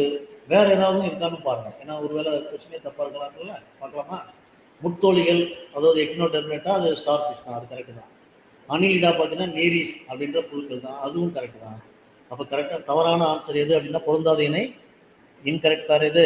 கணுக்காலிகள், நத்தை அப்படின்னு சொல்கிறாங்க. இங்கே அப்போ என்னன்னு இருக்கணும், ஒன்று மொலஸ்கான் இருக்கணும், அல்லது இங்கே கணுக்காலிகள் எது உயிரினமோ அந்த உயிரினத்தோட பேரை இங்கே கொடுத்துருக்கணும். ஆனால் நத்தையும் கணுக்காலிகள் கிடையாது. நத்தை வந்து பிலாங்ஸ் டு மொலஸ்கா. சரியா? மெல்லுடலிகள். அப்போ இது தப்பான ஆன்சர். ஓகேவா? எது அப்போ கரெக்டான பொருந்தாத பேர்? ஆப்ஷன் 2 கணுக்காலிகள், நத்தை. சரி, 141 ஈஸ்ட் எது மூலமாக ரீப்ரொடியூஸ் பண்ணுது அப்படின்றாங்க. இது 10th கூட இருக்குன்னு வச்சுக்கோங்க, 10th வரைக்கும் வருது. சரியா? ஈஸ்ட் அப்படிங்கிறது ஒரு பூஞ்சை தான். அது எது மூலமாக இனப்பெருக்கம் பண்ணுது அப்படின்னு கேட்டால் பட்டிங் அப்படின்னு சொல்லுவோம். சரியா? மொட்டு விடுதல் மூலமாக. ஓகேவா? அதே மாதிரி ஃபேயோஃபைசி அப்படின்ற இதில் என்ன பிக்மெண்ட் இருக்குது உங்களுக்கு தெரியும். குளோரோஃபில்னா பச்சையம். இது நிறையா அந்த கலரை வச்சு நம்ம வெவ்வேறு பிக்மெண்ட் சொல்கிறோம். இதில் லாஸ்ட்டாக இருக்கிற இந்த பீகோசாந்தின் அப்படின்ற பிக்மெண்ட் தான் இதில் இருக்குது ஃபேயோஃபைசியில். இது வந்து பட்டிங் அப்படின்ற முறையில் தான் பூஞ்சைகள் வந்து இனப்பெருக்கம் செய்யுது. அப்போ 141 பாருங்கள், ஆப்ஷன் 2 மொட்டு விடுதல், அதான் இங்கிலீஷில் பட்டிங். சரியா? 142 ஆப்ஷன் 4 ஃபீகோசாந்தின். அதெல்லாம் ஞாபகம் வச்சுக்கிங்க. அப்போ இது மாதிரி கேட்குறதுக்கும் ஞாபகம் இருக்குது. இது எதில் இருக்குதுன்னு கேட்டாங்கன்னா ஃபீகோசாந்தின்னு சொல்லிட்டோம். அப்போ இந்த பச்சை நிற தாவரம், ஃபைக்கோரெத்தினிக்கு என்ன ஒரு ஏதாவது ஒரு உயிரினத்தை கொடுப்பாங்க, ஃபைக்கோசைனினுக்கு ஒரு உயிரினம் கொடுப்பாங்க, அந்த மாதிரி கொடுத்தும் கேட்கறதுக்கு சான்ஸ் இருக்குது. அப்போ இதெல்லாம் எதில் இருக்கும் அப்படிங்கிறத நீங்கள் நோட் பண்ணி படிக்கணும். ஓகேவா? ரைட், நெக்ஸ்ட் பார்க்கலாமா? Question number 144. இது நம்ம பார்த்தோம், முன்னாடியே பார்த்துருக்கோம் இல்லையா? என்னது இது? Aerobic respiration, அனோரோபிக் respiration. காற்று மூலக்கூறு, அதாவது காற்றுள்ள சுவாசம், காற்று இல்லா சுவாசம்னு சொல்லியிருக்கோம் இல்லையா? இந்த காற்றுள்ள சுவாசத்தப்ப எத்தனை குளுக்கோஸ் மூலக்கூறு வந்து உருவாகுது? ஏடிபி எத்தனை மூலக்கூறு உருவாகுது அப்படின்னு பார்த்தீங்கன்னா, ஏடிபி, குளுக்கோஸ் தான் வந்து ஏடிபியை உருவாக்குது காற்றுள்ள சுவாசம் போது. அப்போ எத்தனை வருது அப்படின்னு பார்த்தீங்கன்னா 36 தான். அதான் ஆப்ஷன் பார்த்துருவோம். ஆப்ஷன் 3 36. இது நம்ம முன்னாடியே பார்த்துருக்குறோம், நம்ம இதை டாபிக் நடத்தும்போது பார்த்துருக்குறோம். Now let's discuss question number 144. The chemical substances secreted by endocrine glands. நாளமில்லா சுரப்பி. எக்ஸோக்ரைன்னா நாளமுள்ள சுரப்பி. நாளமில்லா சுரப்பி எது இதுன்னு பார்த்தீங்கன்னா ஹார்மோன் தான். இந்த கெமிக்கல் சப்ஸ்டன்ஸ் அப்படின்னு சொல்லுவாங்க. இது இன்னொரு பேரும் சொல்லுவாங்க, கெமிக்கல் மெசஞ்சர்ஸ்னு கூட சொல்லுவாங்க. அப்போ இந்த ஆன்சர் என்னது? இது ஹார்மோன் அப்படிங்கிற இந்த ஆப்ஷன் 3 தான் இதுக்கு கரெக்டான ஆன்சர். இப்போ நம்ம 2023 எனாமஸ் கொஷின் டிஸ்கஸ் பண்ணிட்டு இருக்கிறோம். இப்போ ஆல்மோஸ்ட் நம்ம வந்து லாஸ்ட் கொஷின் நம்ம டிஸ்கஸ் பண்ண போகிறோம். Question number 145. 146 வந்து பார்த்தீங்கன்னா சோசியல் சயின்ஸ் ஒரு கொஷின் பேப்பர் நம்ம முடிக்க போகிறோம். 145 பாருங்கள். இது மேட்ச் பண்ண சொல்கிறாங்க. சரியா? இது நிறைய பாக்டீரியா, இந்த சூடோமோனாஸ் அப்படின்னு நுண்ணுயிரிலாம் நிறைய கொடுத்துருக்காங்க. இதில் இந்த கசையிடைன்னு ஒன்று சொல்லுவாங்க. சரியா? அது எத்தனை இருக்குது அப்படின்னு சொல்கிறாங்க. அந்த கசையிடை எத்தனை இருக்குது அப்படிங்கிறத வச்சு இருமுனை இருந்துச்சுன்னா ஆம்பிட்ரைக்கஸ் இங்கே பாருங்கள். அதே மாதிரி ஏ ட்ரைக்கஸ்னால் கசையிடை கிடையாது. அப்புறம் லோபோ ட்ரைக்கஸ்னா ஒரு முனை கற்றை கசையிடை. அடுத்து பாருங்கள் பெரிட்ரைக்கஸ்னால் சுற்று. பெரின்னா தெரியும் உங்களுக்கு, பெரி சைக்கிள் சொல்லுவோம்ல, பெரிமீட்டர் கூட சொல்லுவாங்க இல்லையா? ரைட். அப்போ இது வந்து சுற்று கசையிடை. இது எது கரெக்டான ஆப்ஷன் அப்படின்னு பார்த்தீங்கன்னா ஆப்ஷன் 3 தான் இதுக்கு கரெக்டான ஆன்சர். இங்கே பாருங்கள், ஏ வந்து இந்த ஆம்பிட்ரைக்கஸ்க்கு எக்ஸாம்பிள் எது அப்படின்னு பார்த்தீங்கன்னா ரோடோஸ்பைரில்லம் ரூப்ரம். இங்கே பாருங்கள், ஆப்ஷன் 3 ரோடோஸ்பைரில்லம் ரூப்ரம். அதே மாதிரி பி பார்த்தீங்கன்னா பி என்னது? ஏட்ரைக்கஸ். அதுக்கு ஆப்ஷன் பார்த்தீங்கன்னா என்ன போட்டிருக்காங்க பாருங்கள், பொரினி பாக்டீரியம் டிப்தீரியா. அதே மாதிரி சி ஆப்ஷன் 2 சூடோமோனாஸ். லோபோட்ரைக்கஸ்க்கு எக்ஸாம்பிள் சூடோமோனாஸ். அது பெரிட்ரைக்கஸ்க்கு எக்ஸாம்பிள் பார்த்தீங்கன்னா ஏ கோலி.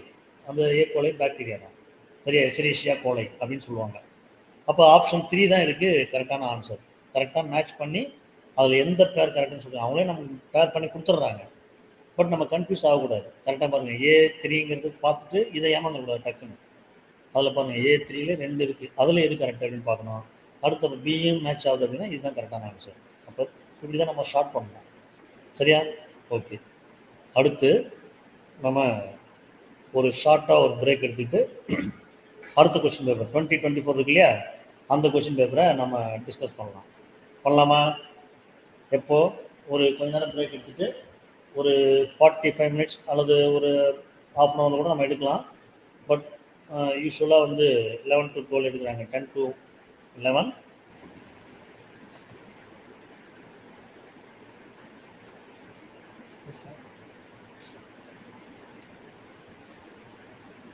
Good afternoon students. இப்போ அடுத்த ஒரு கொஸ்டின் பார்க்கலாமா? முன்னாடி ஒரு கொஸ்டின் முடிச்சிட்டோம். ப்ரீவியஸ் இயர் கொஸ்டின் பார்த்துட்டு இருக்கோம் இல்லையா? முன்னாடி நம்ம என்ன கொஸ்டின் முடித்தோம்? முன்னாடி நம்ம முடித்தது வந்து 2023. இப்போ நம்ம பார்க்குறது 2024. அதில் இருக்கிற கொஷின்னா எப்படி கேட்டிருக்காங்க, என்ன ஆன்சர் பண்ணணும், எப்படிலாம் கேட்குறதுக்கு வாய்ப்பு இருக்குது அப்படின்னு சொல்லி நம்ம டிஸ்கஸ் பண்ணுவோம். சரியா? 2024 ரீசனாக நடந்த எக்ஸாம். சரியா? ஓகே. இப்போ first 111, the element having high melting point used in heating appliances. இந்த எலமெண்ட் இருக்கக்கூடாது, இங்கே அலாய்னு தான் இருக்கணும். ஏன் அப்படின்னு கேட்டால் இதுக்கு ஆன்சர் வந்து நிக்ரோம் அப்படிங்கிறது. அது நிக்கலும் குரோமியமும் சேர்ந்த அலாய். சரியா? ஆனால் இங்கே தமிழ் மீடியத்தில் கரெக்டாக கேட்டுருக்காங்க. தமிழ் மீடியத்தில் என்ன சொல்லியிருக்காங்க பாருங்கள். தமிழ் மீடியத்தில்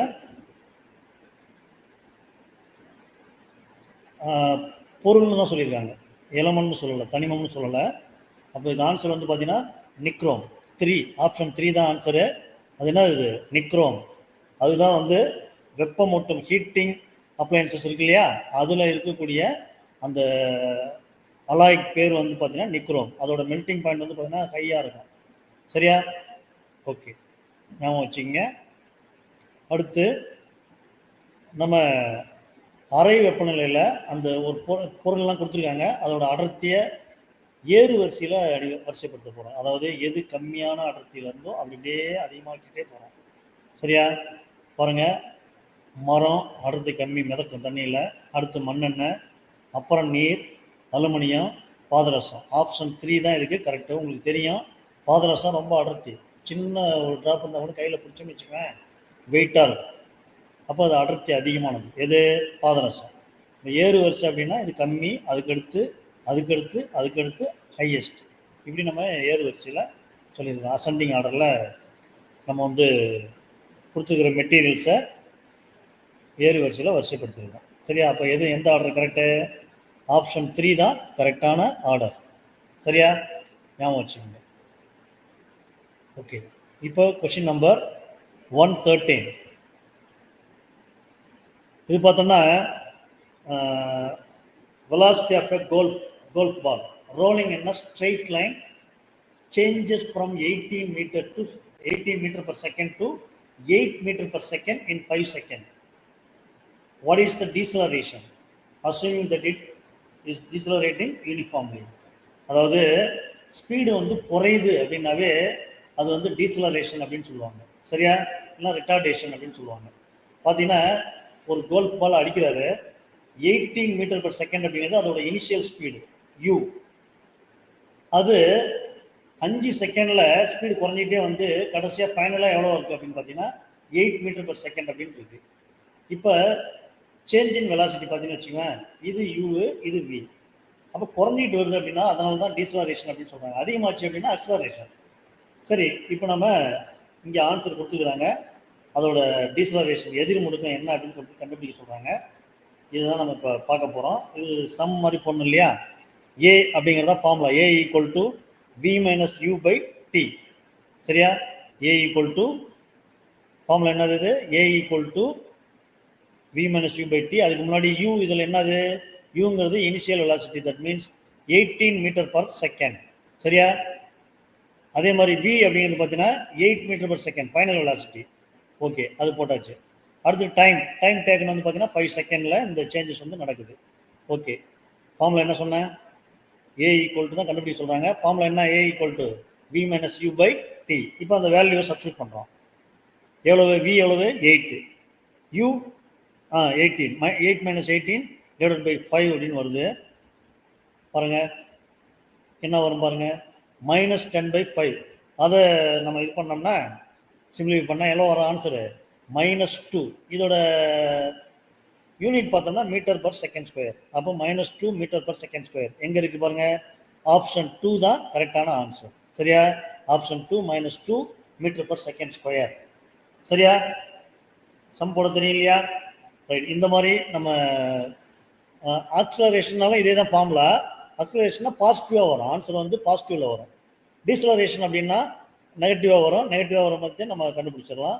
கரெக்டான வேல்யூ கண்டுபிடிக்கணும். சரியா? ஃபார்முலா பார்த்துங்க. A equal to V minus U by T. சரி, ஓகே. இப்போ கொஸ்டின் நம்பர் 114 பார்த்தீங்கன்னா முன்னாடி நம்ம பார்த்து ஞாபகம் இருக்கா?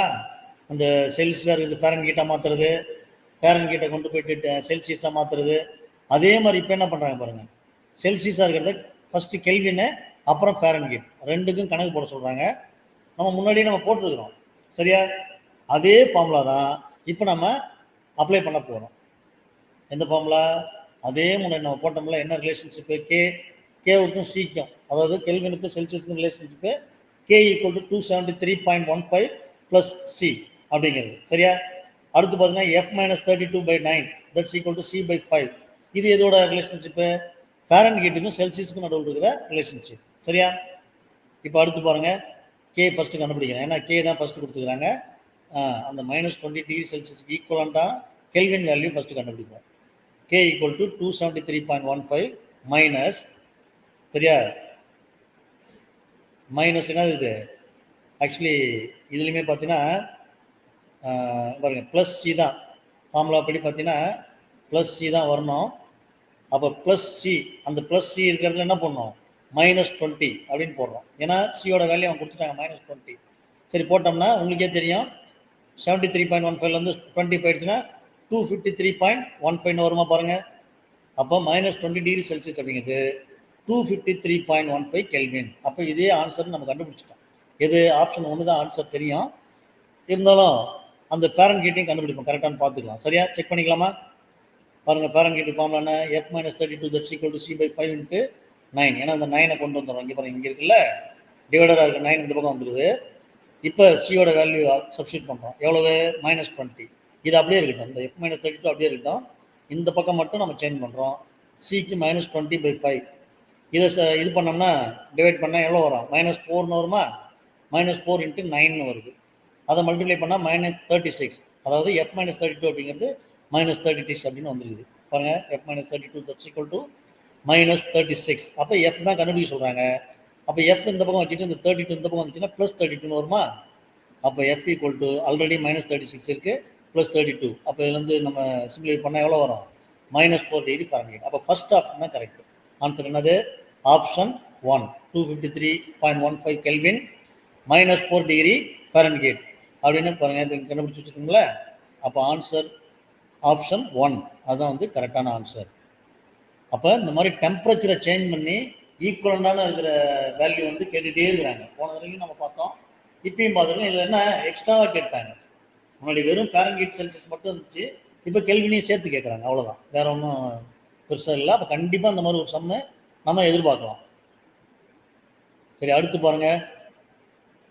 இப்போ இந்த 115, 116 ஆன்சர் இங்கே போட்டிருக்கோம் ஆல்ரெடி. 115 பாருங்க, average distance between the earth and the sun. அதுக்கு பேர் தான் அஸ்ட்ரானமிக்கல் யூனிட்னு சொன்னேன். அது பாருங்க, நான் முன்னாடியே சொல்லிக்கிறேன். முன்னாடி ஒரு கொஸ்டினில் என்ன வந்துச்சு அப்படின்னா 1.496 × 10 என்னென்னு வந்துச்சு? 8 கிலோமீட்டர்னு வந்துச்சு. இங்கே பாருங்கள், நான் முன்னாடியே சொன்னேன், அப்போ சொல்லும்போதே சொன்னேன், அதை மில்லியன் கிலோமீட்டர்னு சொல்லலாம் அப்படின்னு சொன்ன பாருங்கள். 149.6 அந்த மில்லியன் கிலோமீட்டர். ஏன்னா 10⁶ வந்துடும். அது பாருங்கள், 2 கேன்சல் பண்ணிட்டோம்.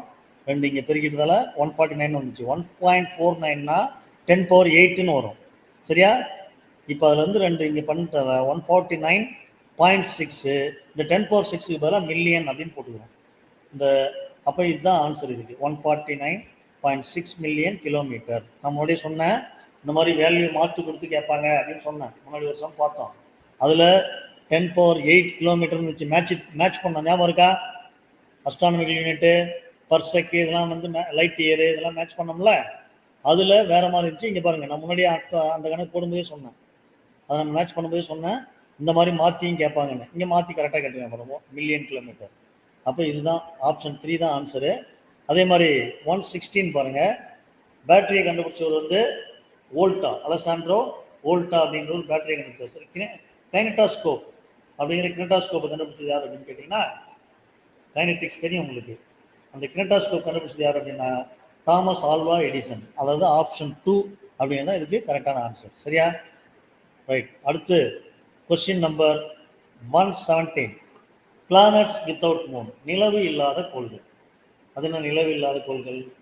நிலவுனா என்ன? ஆக்சுவலி நேச்சுரல் சேட்டலைட்டு தான் நம்ம நிலவு அப்படின்னு சொல்கிறோம். பூமிக்கு எப்படி ஒரு நிலா இருக்குல்ல, அப்போ அது நேச்சுரல் சேட்டலைட் வந்து ஒன்று பூமிக்கு இருக்குது.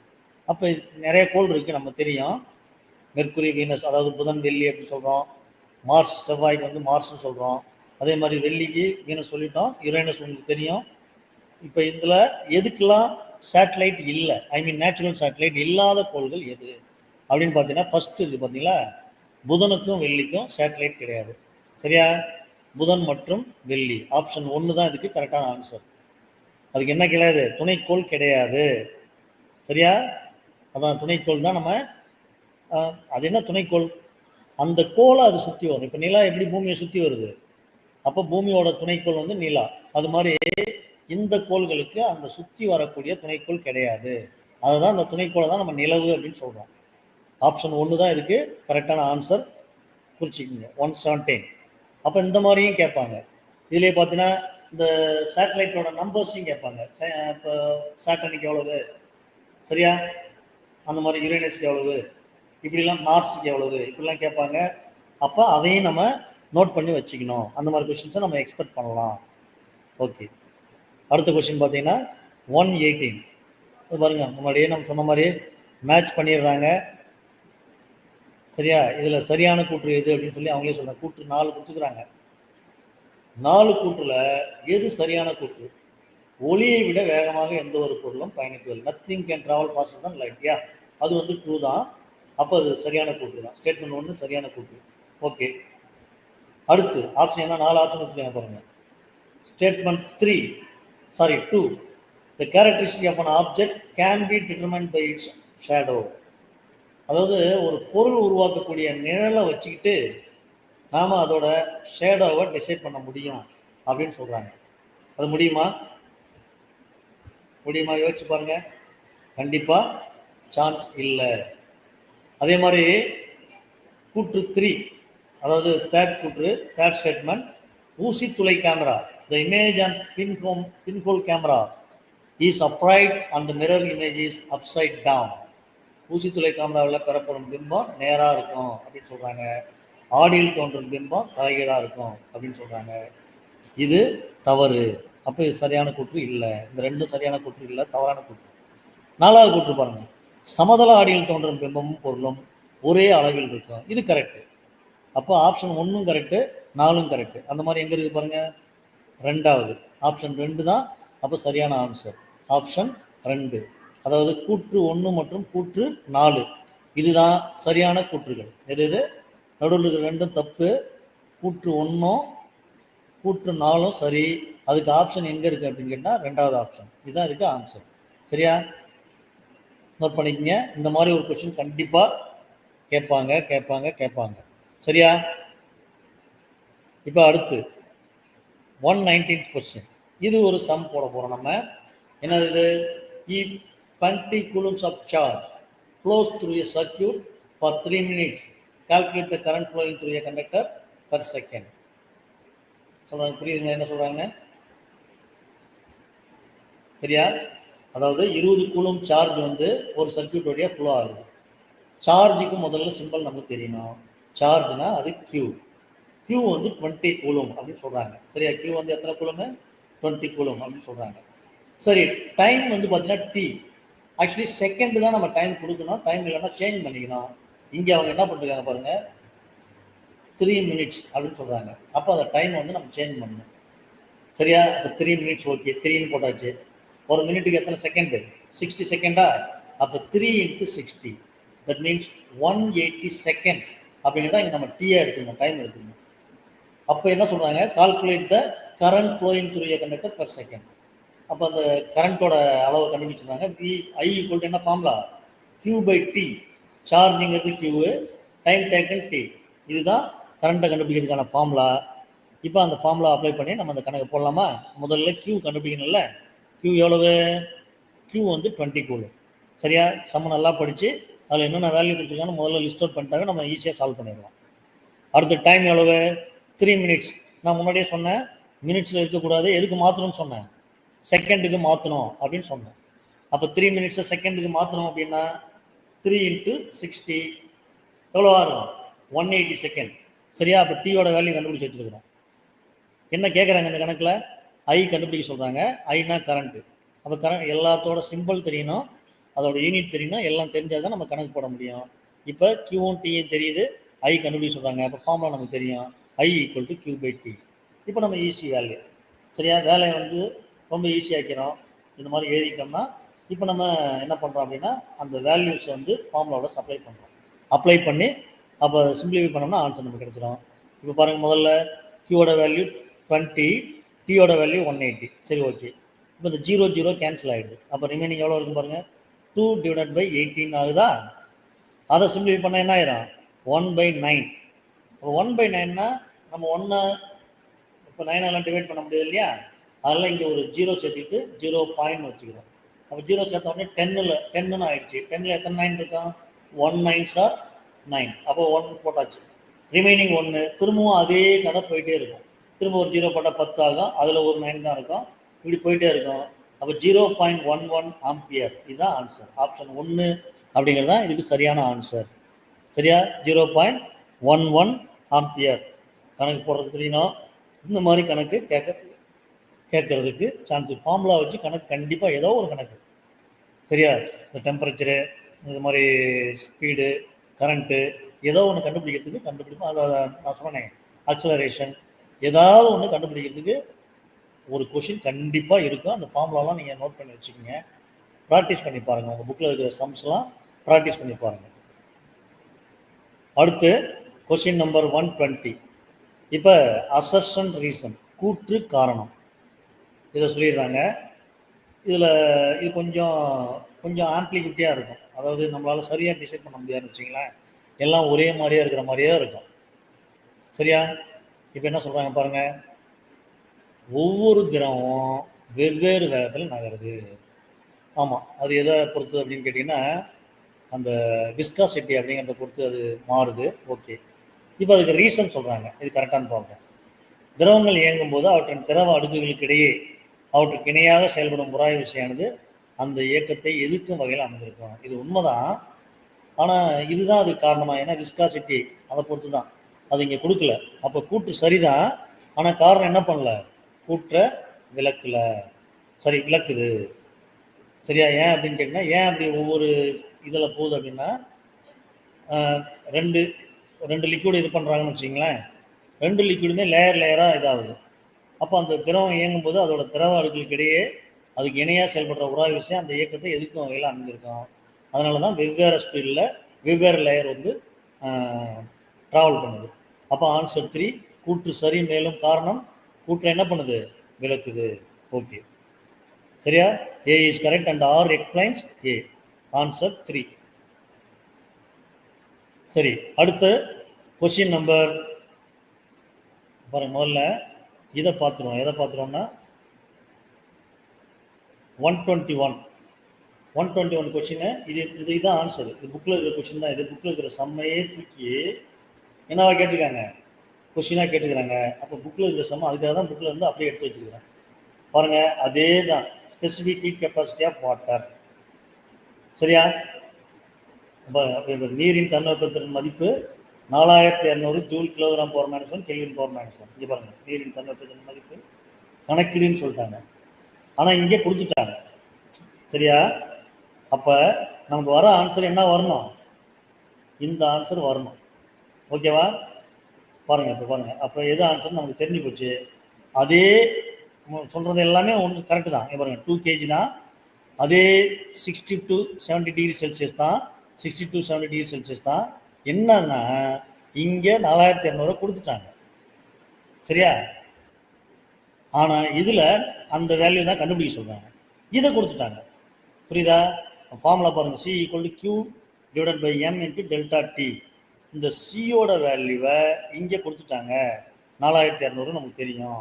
அப்போ அதை வச்சுக்கிட்டு கியூவோட வேல்யூ கண்டுபிடிக்க சொல்கிறாங்க. அப்போ கியூ இங்கே வச்சுக்கிட்டு சி இன்ட்டு இந்த பாருங்கள், இது டிவைடராக இருக்குல்ல, அது சி இன்ட்டு எம் அப்படின்னு வந்துடும். சரியா? அதே மாதிரி M × ΔTன்னு வந்துடும். சியோட வேல்யூ எவ்வளவு, 4200 போடுறோமா, டிவைடட் பை அப்படியே அந்த வேல்யூலாம் சப்ஸ்டியூட் பண்ணோம் அப்படின்னா அது என்ன ஆயிரும் உங்களுக்கு, இந்த இது எல்லாமே இது மூணுமே, இது ரெண்டுமே வந்து மேலே போயிருமா. கியூ இந்த வச்சுட்டோம்னா C into M into ΔT அப்படின்னு வந்துடும். அப்போ சியோட வேல்யூ எவ்வளோ சொல்கிறாங்க, 4200 கொடுத்துட்டாங்க. 4200 இன்ட்டு 2 இன்ட்டு இது பார்த்தீங்கன்னா 60லேருந்து 70 அப்படின்னா 10ன்னு வச்சுக்கோங்க. அப்போ 4200 ரெண்டால் மல்டிப்ளை பண்ணாவே 8400 வரும். 10ன்னா இன்னும் ஒரு 0 போட்டுக்கணும், அவ்வளோதான். அப்போ 8 போட்டு 4 போட்டு ஒரு 3 0 இருக்கும், ஜூல். அப்போ இதுதான் ஆப்ஷன் 3 தான் கரெக்டான ஆன்சர். நோட் பண்ணிக்கோங்க. அப்போ பாருங்கள், இப்போ புக்கில் இருக்கிற சம்மை எப்படி மாற்றி கேட்டுருக்காங்க பாருங்கள். 4 வேல்யூ இருக்குது. 4 வேல்யூலாம் 3 வேல்யூ கொடுத்துட்டு ஒன்று கண்டுபிடிக்க சொல்லுவாங்க. இங்கே கண்டுபிடிக்கிறது சிஏ கண்டுபிடிக்க சொல்கிறாங்க. ஆனால் இங்கே சம்மில் இந்த கியூவை கண்டுபிடிக்க சொல்கிறாங்க. அவ்வளோதான், அதே சம்மு தான், ஒரு வேல்யூவும் மாற்றலை. அப்போ ஆன்சர் நமக்கு தெரியணும். இந்த மாதிரி புக்கில் இருக்கிற சம்ஸ் எல்லாத்தையும் நம்ம ஒர்க் அவுட் பண்ணி பாருங்கள். அந்த ஆன்சரையும் வந்து நல்லா மைண்டில் வந்து மெமரி பண்ணிக்கங்க, ஏன்னா டைம் சீக்கிரம் சேவ் ஆகும் இல்லையா. Okay, right. அடுத்த கொஸ்டின் பார்க்கலாமா? அடுத்து கொஸ்டின் நம்பர் 122.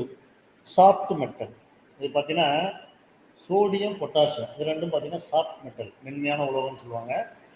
இது கத்தி வச்சு கூட நம்ம அதை கட் பண்ணிடலாம், அந்த மாதிரி ரொம்ப சாஃப்டான ஒரு உலோகம். அப்போ இதில் சோடியம் தான் இருக்குது, பொட்டாசியம் இல்லை. அப்போ ஆன்சர் உங்களுக்கே தெரிஞ்சிச்சு, ஆப்ஷன் 2. என்னது இது, சோடியம். அதுக்கு முன்னாடி இன்னொரு 123 அந்த கொஸ்டின் சேர்த்தே பார்த்துருவோம். மனித உடலில் 99% நிறையில் அடங்கியுள்ள 6 தனிமங்கள். சரியா? எது எது அப்படின்னு சொல்லி பார்த்துங்க. நம்ம பாடியில் இருக்கு இல்லையா, அதில் 99% எது எது இருக்குது அப்படின்னு சொல்லி கேட்குறாங்க. எத்தனை பர்சன்ட்? நம்ம உடம்புல எல்லாமே இருக்கும். அதில் 99% எது எது இருக்குது அப்படின்னு பார்த்தீங்கன்னா, முதல்ல ஃபஸ்ட்டு பார்த்தீங்கன்னா என்ன இருக்குது, நைட்ரஜன் சொல்லியிருக்காங்க.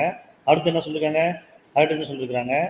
பாருங்கள், அப்படியே படிச்சுட்டே வந்தீங்கன்னா நம்ம உடம்புல ஆக்சிஜன் இருக்குது, கார்பன் கண்டிப்பாக இருக்குது, ஹைட்ரஜன் இருக்குது, நைட்ரஜன் இருக்குது, கால்சியம் இருக்குது, பாஸ்பரஸ் இருக்குது. இந்த சல்ஃபர், சோடியம், குளோரின் அது 99%லாம் இல்லை, ரொம்ப கம்மி.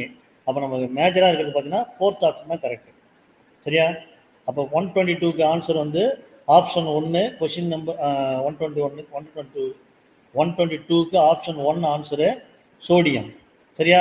ஒருவேளை சோடியம் கொடுக்கணும்னா பொட்டாசியம் கொடுத்துருந்தா அதுதான் ஆன்சர். இங்கே சோடியம் தான் கொடுத்துருக்காங்க. ஓகே. 123க்கு option 4 answer oxygen, carbon, hydrogen, nitrogen, calcium, phosphorus. சரியா? அது கேர்ஃபுல்லாக படிச்சிங்க. புக்கில் இருக்கிற கொஸ்டின் தான் இது. அதெல்லாத்தையும் நோட் பண்ணி வச்சுக்கணும், அவ்வளோதான். அதை கொஸ்டினாக கேட்கும்போது நமக்கு ஞாபகத்தில் வச்சுட்டு கரெக்டாக எழுதணும். இப்போ அடுத்து கொஸ்டின் நம்பர் 124 என்ன சொல்கிறாங்க? தவறான கூற்றை தேர்ந்தெடு அப்படின்னு சொல்கிறாங்க. நைட்ரஜன் வந்து பார்த்தீங்கன்னா நமது அண்டத்தில் பரவலாக 2ஆம் இடத்தில் காணப்படும் தனியம்னு சொல்கிறாங்க. சரியா? அது தவறா அப்படின்னு பார்த்தீங்கன்னா தவறு தான். சரியா? ஏன்னா அது அப்படி இல்லை, அது 2ஆவது இடத்துல இல்லை. அது பாருங்கள், 2 பாருங்கள். ஆக்சிஜன் பல்வேறு அலோகங்களோட சேர்ந்து வினை புரிந்து காரத்தன்மை வாய்ந்த அலோக ஆக்சைடை உருவாக்குறாங்க. அது வந்து அமிலத்தன்மை அப்படி. சரியா? அப்போ அதுவும் ஆப்ஷன் தப்பு. 1, 2 ரெண்டுமே தப்பு. 3 பார்த்துருவோம். சிஎஃப்சி குளோரோ ஃப்ளூரோ கார்பன் பயன்பாட்டை குறைத்தல் என்பது பூமியையும் அதன் மூலங்களையும் பாதுகாக்கும் ஒரு வழிமுறை. இது கரெக்டு தான். அப்போ அது 3rd ஆப்ஷன் வந்து கரெக்டு தான். அவங்க சொல்கிறது தவறான கூற்று. அப்போ 1, 2 ரெண்டுமே தவறான கூற்று. அந்த ரெண்டுமே இருக்கிற ஆப்ஷன் எதுன்னு பாருங்கள். ஆப்ஷன் 2 அப்படிங்கிறது தான் அதுக்கு கரெக்டான ஆன்சர். ஆப்ஷன் 2. சரியா? ஓகேவா? அந்த ரெண்டும் தவறு அப்படின்னு அர்த்தம். ரைட். அடுத்து நம்ம பார்க்குறது கொஸ்டின் நம்பர் 125. சரியா? இது வந்து ஈஸியாக சொல்லிடுறாங்க. என்ன சொல்லிடுறாங்க? அட்டாமிக் நம்பரை கொடுத்துட்டாவே அந்த தனிமத்தோட நம்பர் நம்ம பேர் தெரியும் நமக்கு. நம்மளே சொல்கிறாங்க. ஒன்றுனா ஹைட்ரஜன் அப்படி எல்லாத்தையும் ஞாபகப்படுத்தி வச்சுக்கணும். இங்கே பாருங்கள். அப்போ அட்டாமிக் நம்பர் 19 சொல்லிட்டாங்க. ஏன்னா அட்டாமிக் நம்பர் வந்து யூனிட். அப்போ 19 அப்படிங்கிறது பார்த்தோன்னா பொட்டாசியம் தான். அப்போ நம்ம ஈஸியாக ஆன்சர் சொல்லிட்டு போயிடலாம், பொட்டாசியம். ஓகே? ரைட். அடுத்து பாருங்கள். Beryllium is an example for.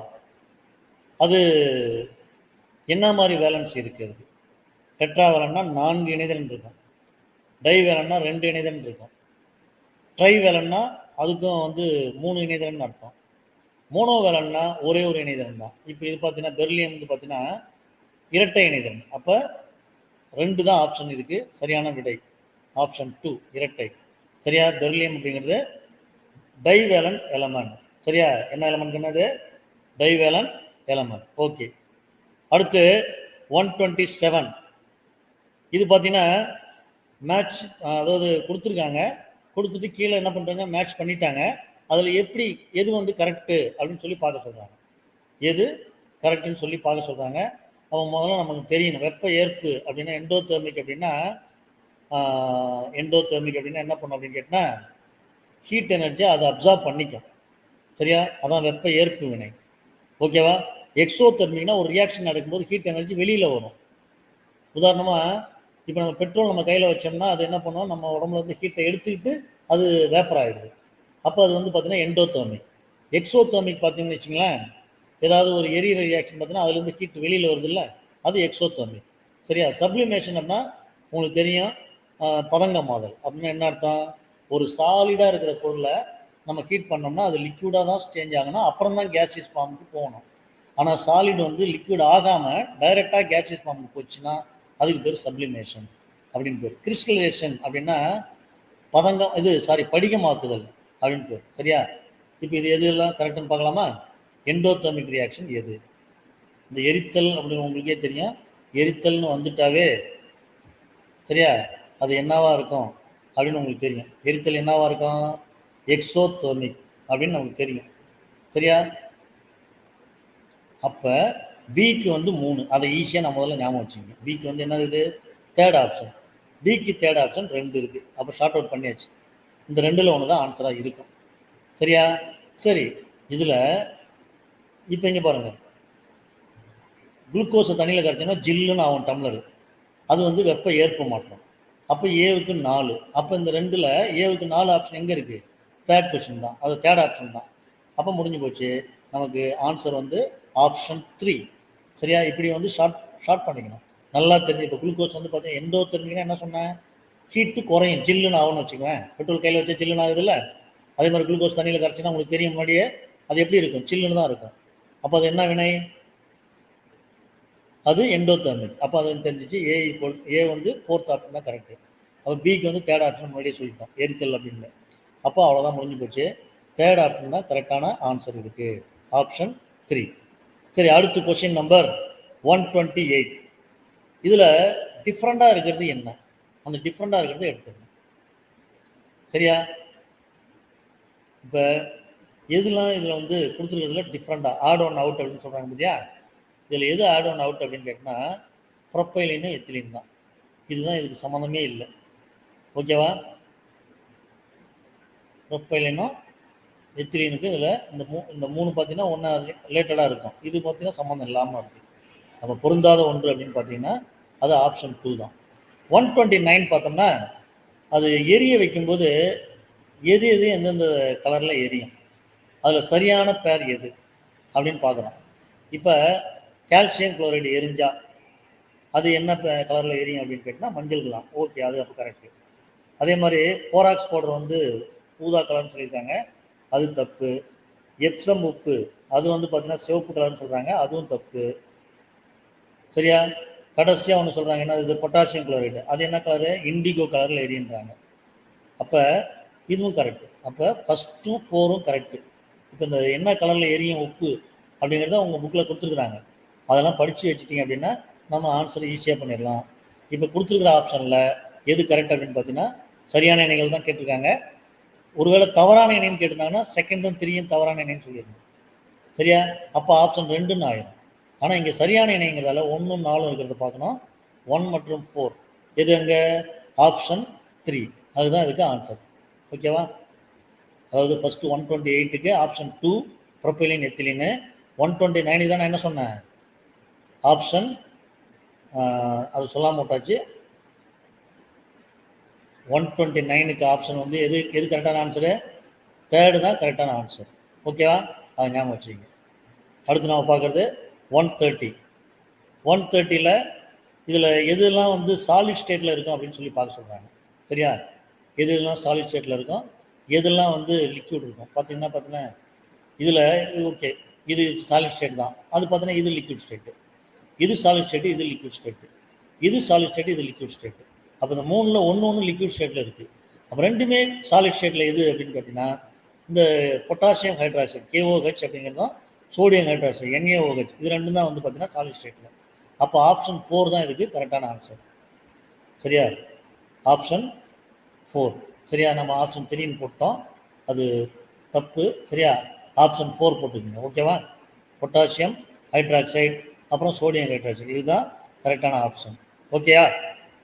சரி, அடுத்து பாருங்கள் 131. 131 அப்படிங்கிறது பார்த்தீங்கன்னா அசர்ஷன் ரீசன். இந்த மாதிரி ஒன்று அடிக்கடி கேட்டுகிட்டே இருக்கிறாங்கல்ல. இந்த அசர்ஷன் ரீசனில் 2 கொடுத்துக்கிறாங்க. இது 2ம் சரியா, 2ல் 1 சரி, இன்னொன்று தவறுன்னு இருக்கும். 2ம் சரி ஆனால் ரீசன் வந்து விளக்கலை அப்படின்னு சொல்லுவாங்க. அப்புறம் கடைசியாக 2ம் சரி, ரீசன் வந்து விளக்குது அப்படின்னு சொல்லுவாங்க. இப்போ இதில் எது கரெக்ட் அப்படின்னு சொல்லி பாருங்கள். 131ல் கூற்று என்ன சொல்லியிருக்காங்க, வெடிகுண்டிலும் பட்டாசுலும் பற்ற வைக்கும்போது வெடிக்கணும்னா சரிதான், கூற்று சரி. காரணம், சில வேதி வினைகள் மூடிய கலனில் இணையும்போது வாயுக்களை உருவாக்குதால் அதன் அழுத்தம் குறைகிறது. காரணம் கூற்றுக்கான விளக்கம் அல்ல, சரியான விளக்கம் கிடையாது. அப்போ இதில் எது ரைட்டு? ஆப்ஷன் 2 தான் கரெக்டு. ஏன்னா இங்கே 2மே தவறுன்றாங்க, இது சரியான விளக்கன்றாங்க. இங்கே கூற்று மற்றும் காரணம் சரின்னு சொல்கிறாங்க. சரியா? இப்போ இதில் எது தான் கரெக்டு? ஆப்ஷன் 2 தான் இதில் கரெக்ட். சரியா? ஆன்சர் அப்போ என்ன? ஆப்ஷன் 2.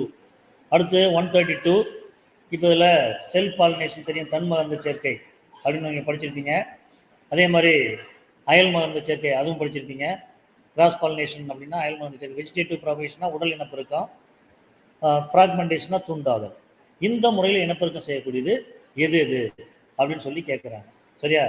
அப்போ இதுவும் வந்து உங்கள் புக்கில் இருக்குது, பயாலஜியில் கொடுத்துருக்குறாங்க. அதை நீங்கள் என்ன பண்ணிக்கணும், பார்த்து வச்சுக்கிட்டீங்க அப்படின்னா நம்ம ஈஸியாக வந்து ஆன்சர் பண்ணிடலாம். எல்லாமே ஒன்றும் ஒரு ஸ்பெசிஃபிக்கான ரீப்ரொடக்டிவ் மெத்தடில் தான் வந்து ரீப்ரொடக்ஷன் பண்ணோம்.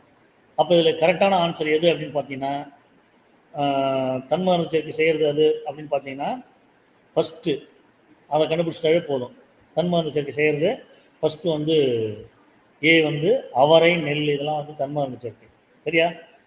அடுத்து கிராஸ் பாலினேஷன், அது பார்த்தீங்கன்னா ப்ளம்ஸு, ஸ்ட்ராபெரி இதெல்லாம் வந்து கிராஸ் பாலினேஷன். அதே பார்த்தீங்கன்னா உடல் இனப்பெருக்கம். இந்த கரும்புலாம் பார்த்தீங்கன்னா அந்த கரும்பை வெட்டி வச்சாவே முளைக்குது இல்லை, அது வந்து பார்த்தீங்கன்னா வெஜிடேட்டிவ் ப்ராபகேஷன். அப்போ அது வந்து கரும்பு சேனைக்கிழங்கு. சிக்கு வந்து 4வது ஆப்ஷன். சரியா? டி பார்த்தீங்கன்னா நான் சொன்னேன் முன்னாடி ஃப்ராக்மெண்டேஷன், துண்டாதல் பார்த்தீங்கன்னா ஸ்பைரோகேரா. அப்போ 2. அப்போ ஆப்ஷன் 4 தான் இதுக்கு கரெக்டான ஆன்சர். ஆப்ஷன் 4. சரியா? இப்படி எல்லாத்தையுமே நம்ம தெரிஞ்சு வச்சுக்கணும். வேறு எக்ஸாம்பிள் கூட கொடுக்கறதுக்கு சான்ஸ் இருக்குது. அப்போ எதெல்லாம் கிராஸ் பாலினேஷன், எதெல்லாம் செல்ஃப் பாலினேஷன், எதெல்லாம் வெஜிடேட்டிவ் ப்ராபகேஷன், எதெல்லாம் ஃப்ராக்மெண்டேஷன்.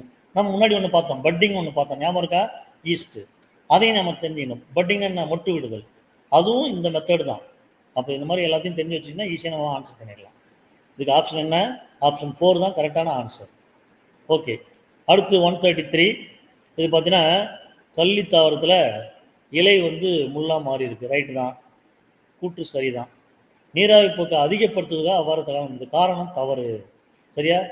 ஏன் காரணம் தவறுனா நீராவி போக்கை குறைக்கிறது தான். ஏன்னா அதெல்லாம் பார்த்தீங்கன்னா வறண்ட நில தாவரம். அந்த மாதிரி இடத்துல தான் தண்ணி கம்மியாக இருக்கிறது தான் கள்ளி சப்பாத்திகளெல்லாம் இருக்குது. அங்கே போய் நீராவி போக்கை அதிகப்படுத்துக்காக அது முள்ளா மாதிரி இருக்குது. அப்போ காரணம் தவறு. அப்போ இதில் எது கரெக்டு? கூற்று சரி, காரணம் தவறு. ஆப்ஷன் 2 தான் இதுக்கு கரெக்டான ஆன்சர். அடுத்து கொஷின் நம்பர் 134. இது பார்த்தீங்கன்னா கொஞ்சம் பெருசு, நல்லா பாருங்கள். நீங்கள் படிச்சிருப்பீங்க. சரியா? என்ன படிச்சிருக்கீங்க?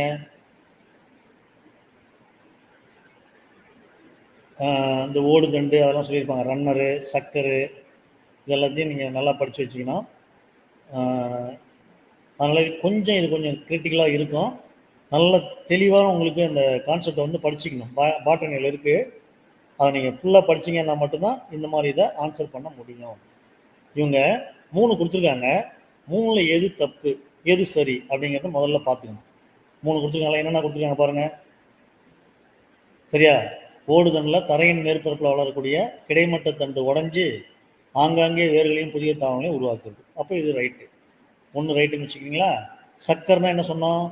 சக்கர்னா உறிஞ்சி கொடி அப்படின்னு சொல்லியிருக்கிறோம். அப்போ இந்த உறிஞ்சி கொடி அப்படிங்கிறது பார்த்தீங்கன்னா இங்கே தப்பாக சொல்லியிருக்காங்க. தரைகீழ் ஓடுதல்னு சொல்லியிருக்காங்க. அப்போ அது முடிஞ்சு போச்சு, அது தவறுன்னு தெரிஞ்சு போச்சு. ஆனால் சரியான கூட்டு தான் கேட்குறாங்க.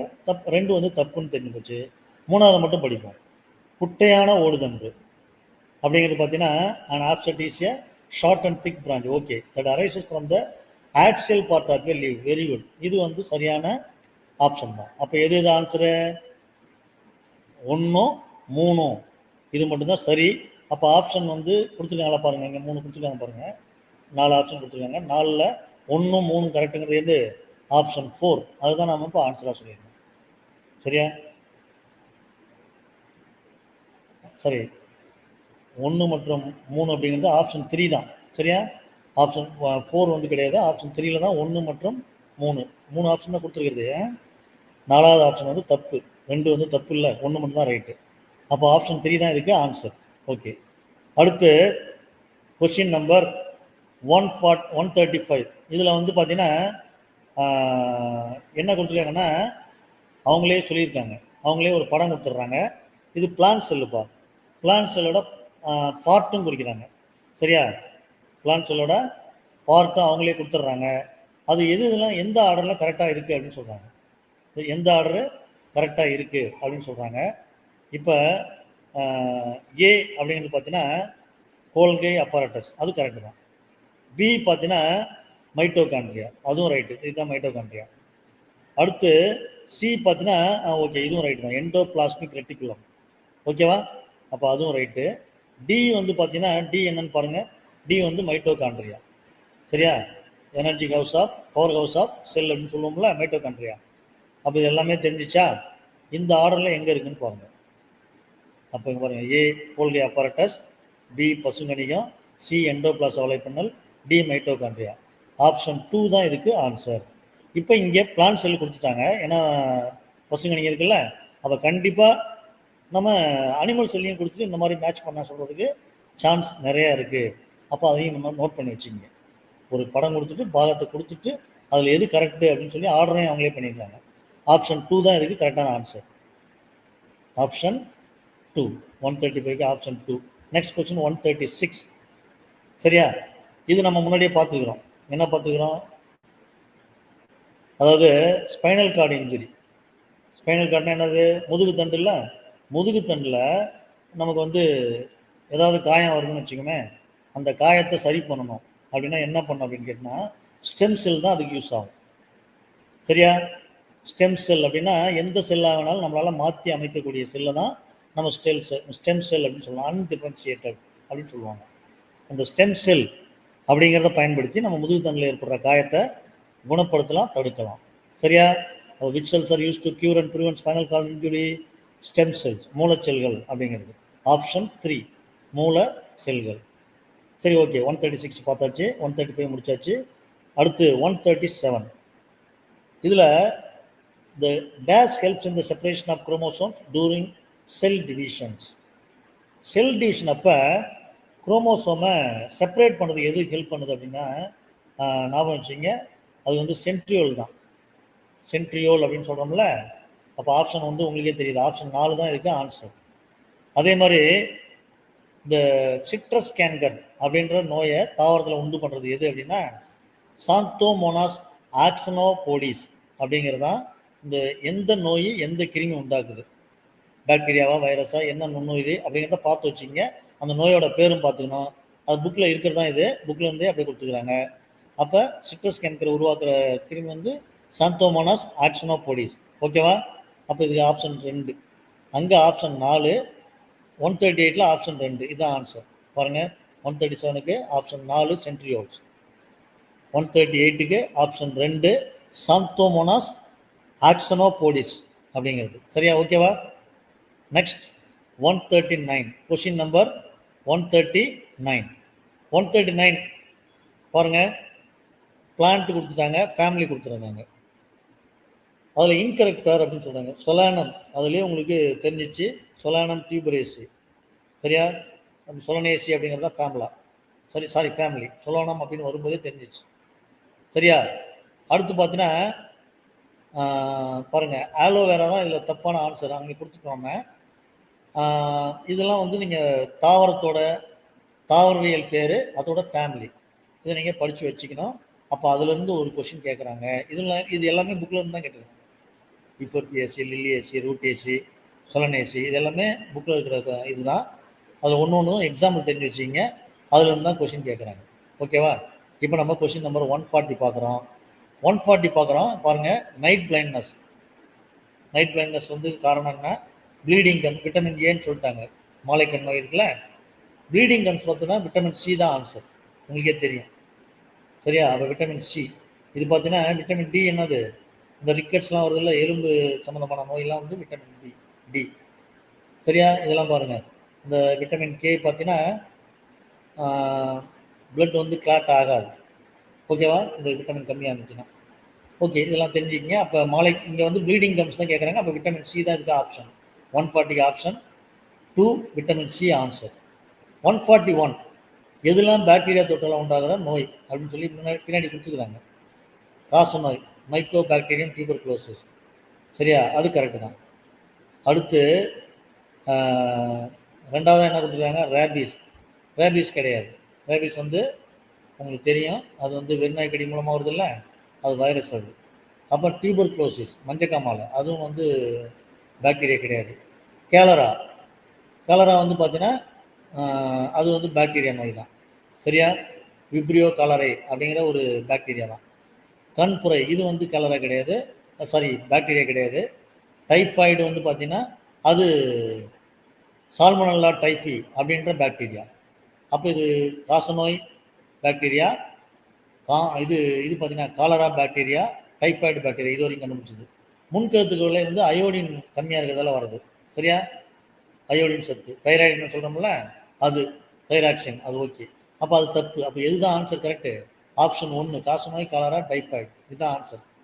ஓகே, நெக்ஸ்ட் நம்ம கொஷின் நம்பர் 142 பார்க்குறோம். சரியா, இதை நம்ம முன்னாடியே பார்த்துருக்குறோம், இந்த பூஞ்சைகளால் கோழிகளுக்கு உண்டாகும் நோய். சரியா, பூஞ்சைகளால் கோழிகளுக்கு உண்டாகும் நோய் பார்த்தீங்கன்னா ஆஸ்பர்ஜில்லஸ் அப்படிங்கிறது. என்ன ஜில்லஸ்க்குன்னு? ஆஸ்பர்ஜில்லஸ். அப்போ ஆப்ஷன் 2 அதுதான் கோழிகளுக்கு பூஞ்சைகளால் உண்டாகும் நோய். பட்டுப்பூச்சியோட முட்டை அடகாக்குறோம், எத்தனை நாள் அது வந்து குளிர் வெப்பநிலையில் வைக்கணும், கோல்டு ஸ்டோரேஜில் எவ்வளோ நாள் வைக்கணும் அப்படின்னா 6 weeks. ஆப்ஷன் 1 இது வந்து அதில் பார்த்துக்கலாம், நீங்கள் புக்லேயே இருக்கிறதா, அதெல்லாம் படிச்சிங்கன்னா ஈஸியாக நம்ம இது ஆன்சர் பண்ணிடலாம். 143 ஆப்ஷன் வந்து ஃபர்ஸ்ட் ஆப்ஷன் 6 weeks அப்படிங்கிறது ஆன்சர். சரியா? இப்போ அடுத்து கொஸ்டின் நம்பர் 144. இது நம்ம முன்னாடியே பார்த்துருக்குறோம். நம்ம முன்னாடியே சொன்ன மாதிரி தான், சின்னது எது பெருசு எது அந்த மாதிரி கண்டிப்பாக கேட்பாங்க. இப்போ ஸ்மாலஸ்ட் லாங்கஸ்ட் சொல்லியிருக்காங்க பாரு, மனித உடலின் மிகச்சிறிய செல் எது? ரத்த சிவப்பணுக்கள் நம்ம சொல்லியிருக்கிறோம். லாங்கஸ்ட் பார்த்தீங்கன்னா நர்வ் செல் அப்படின்னு சொல்லுவோம், ரெட் பிளட் செல்லு நர்வ் செல். ஆப்ஷன் 3 தான் இதுக்கு கரெக்டு. இது வந்து ஹியூமனில் சொல்லியிருக்காங்க. மொத்தமாக கேட்டாங்கன்னா உங்களுக்கு பெரிய செல் சொல்லுங்க பார்ப்போம், யாராச்சும் சொல்லியிருக்கோம்னா முன்னாடியே. மிகப்பெரிய செல் அப்படின்னு பார்த்தீங்கன்னா ஆஸ்ட்ரிச்சோட எக்கு, நெருப்பு கோழி முட்டை இருக்குல்ல, அதுதான் அதுக்கு மிகப்பெரிய செல், ஒரே செல். சின்ன செல் வந்து ஒரு பாக்டீரியா தான், அந்த பாக்டீரியா பேரும் நம்ம சொல்லியிருக்கிறோம் முன்னாடி கிளாஸில், அதெல்லாம் தெரிஞ்சு வச்சுக்கிங்க.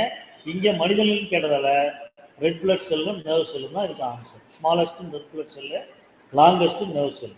அப்போ ஆப்ஷன் 3 அப்படிங்கிறத 144 கொஸ்டினுக்கு answer. Sorry, option 3 red blood cell nerve செல். ஓகேவா? புரிஞ்சிச்சா? அடுத்து இப்போ நம்ம 145 அவங்களே மேட்ச் பண்ணிட்டாங்க. இதையும் நம்ம இது வந்து முன்னாடி வந்து வேறு மாதிரி பார்த்தோம். இங்கே அவங்க என்ன பண்ணுறாங்க அப்படின்னு கேட்டால் உராய்வை குறைக்கிறது அதெல்லாம் வச்சு சொல்லியிருக்கிறாங்க. சரியா? Articular cartilage, synovial fluid, joint capsule, ligament, இதெல்லாம் வந்து என்ன சொல்லி பார்க்குறாங்க. இது பாருங்கள், லிகமெண்ட் அப்படின்னு பார்த்தீங்கன்னா என்ன சொல்லணும், என்ன பண்ணணும்னு பார்க்கணும், கனெக்ட்ஸ் போன் டு போனா அப்படிங்கிறத பார்க்கணும். சரியா? பார்த்துட்டு கரெக்டாக மேட்ச் பண்ணணும். படிச்சிங்க அப்படின்னா ஈஸியாக உங்களுக்கு புரியும். இப்போ பாருங்கள், தேர்ட் ஆப்ஷன் தான் கரெக்ட்னு சொல்லிக்கிறாங்க. தேர்ட் ஆப்ஷன் என்ன பாருங்கள், ஏவுக்கு என்ன போட்டுருக்கு பாரு, ஆர்டிகுலர் கார்ட்லேஜ் அப்படிங்கிறது என்ன பண்ணுறாங்க, அதிர்ச்சியை உறிஞ்சுது. சரியா? ஃபோர்த் ஆப்ஷன் தான் கரெக்டாக. இப்போ ஐ மீன் ஏ வந்து 4, ஏ வந்து இங்கே வந்து ஃபோர்த் ஆப்ஷன் கரெக்டு. ஓகே. அதே மாதிரி பி வந்து பார்த்தீங்கன்னா பி இருக்குல்ல, இது வந்து இது என்னது, இது சைனோவியல் ஃப்ளூயிட் இருக்குல்ல, அது வந்து ஃப்ரிக்ஷனை வந்து ரெடியூஸ் பண்ணுது. ஓகே. அது அடுத்து ஜாயிண்ட் கேப்சூல் இருக்குல்ல, அது என்னது, சி.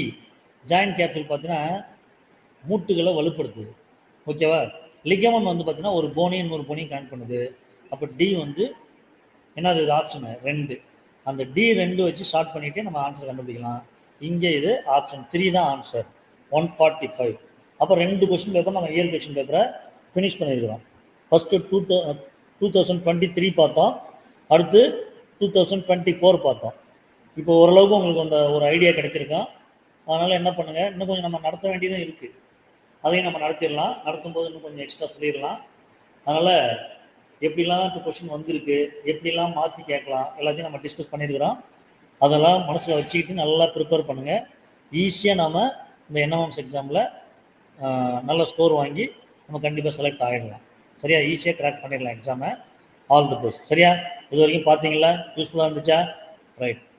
இது வரைக்கும் பார்த்ததுக்கு தேங்க்ஸ். லீவு நாளில் மழை பெஞ்சிட்ருக்கு, ஒருவேளை பார்க்க முடியலன்னா கூட அப்புறமா அந்த லிங்க்கில் பார்த்துக்குங்க. All the best. தேங்க்யூ.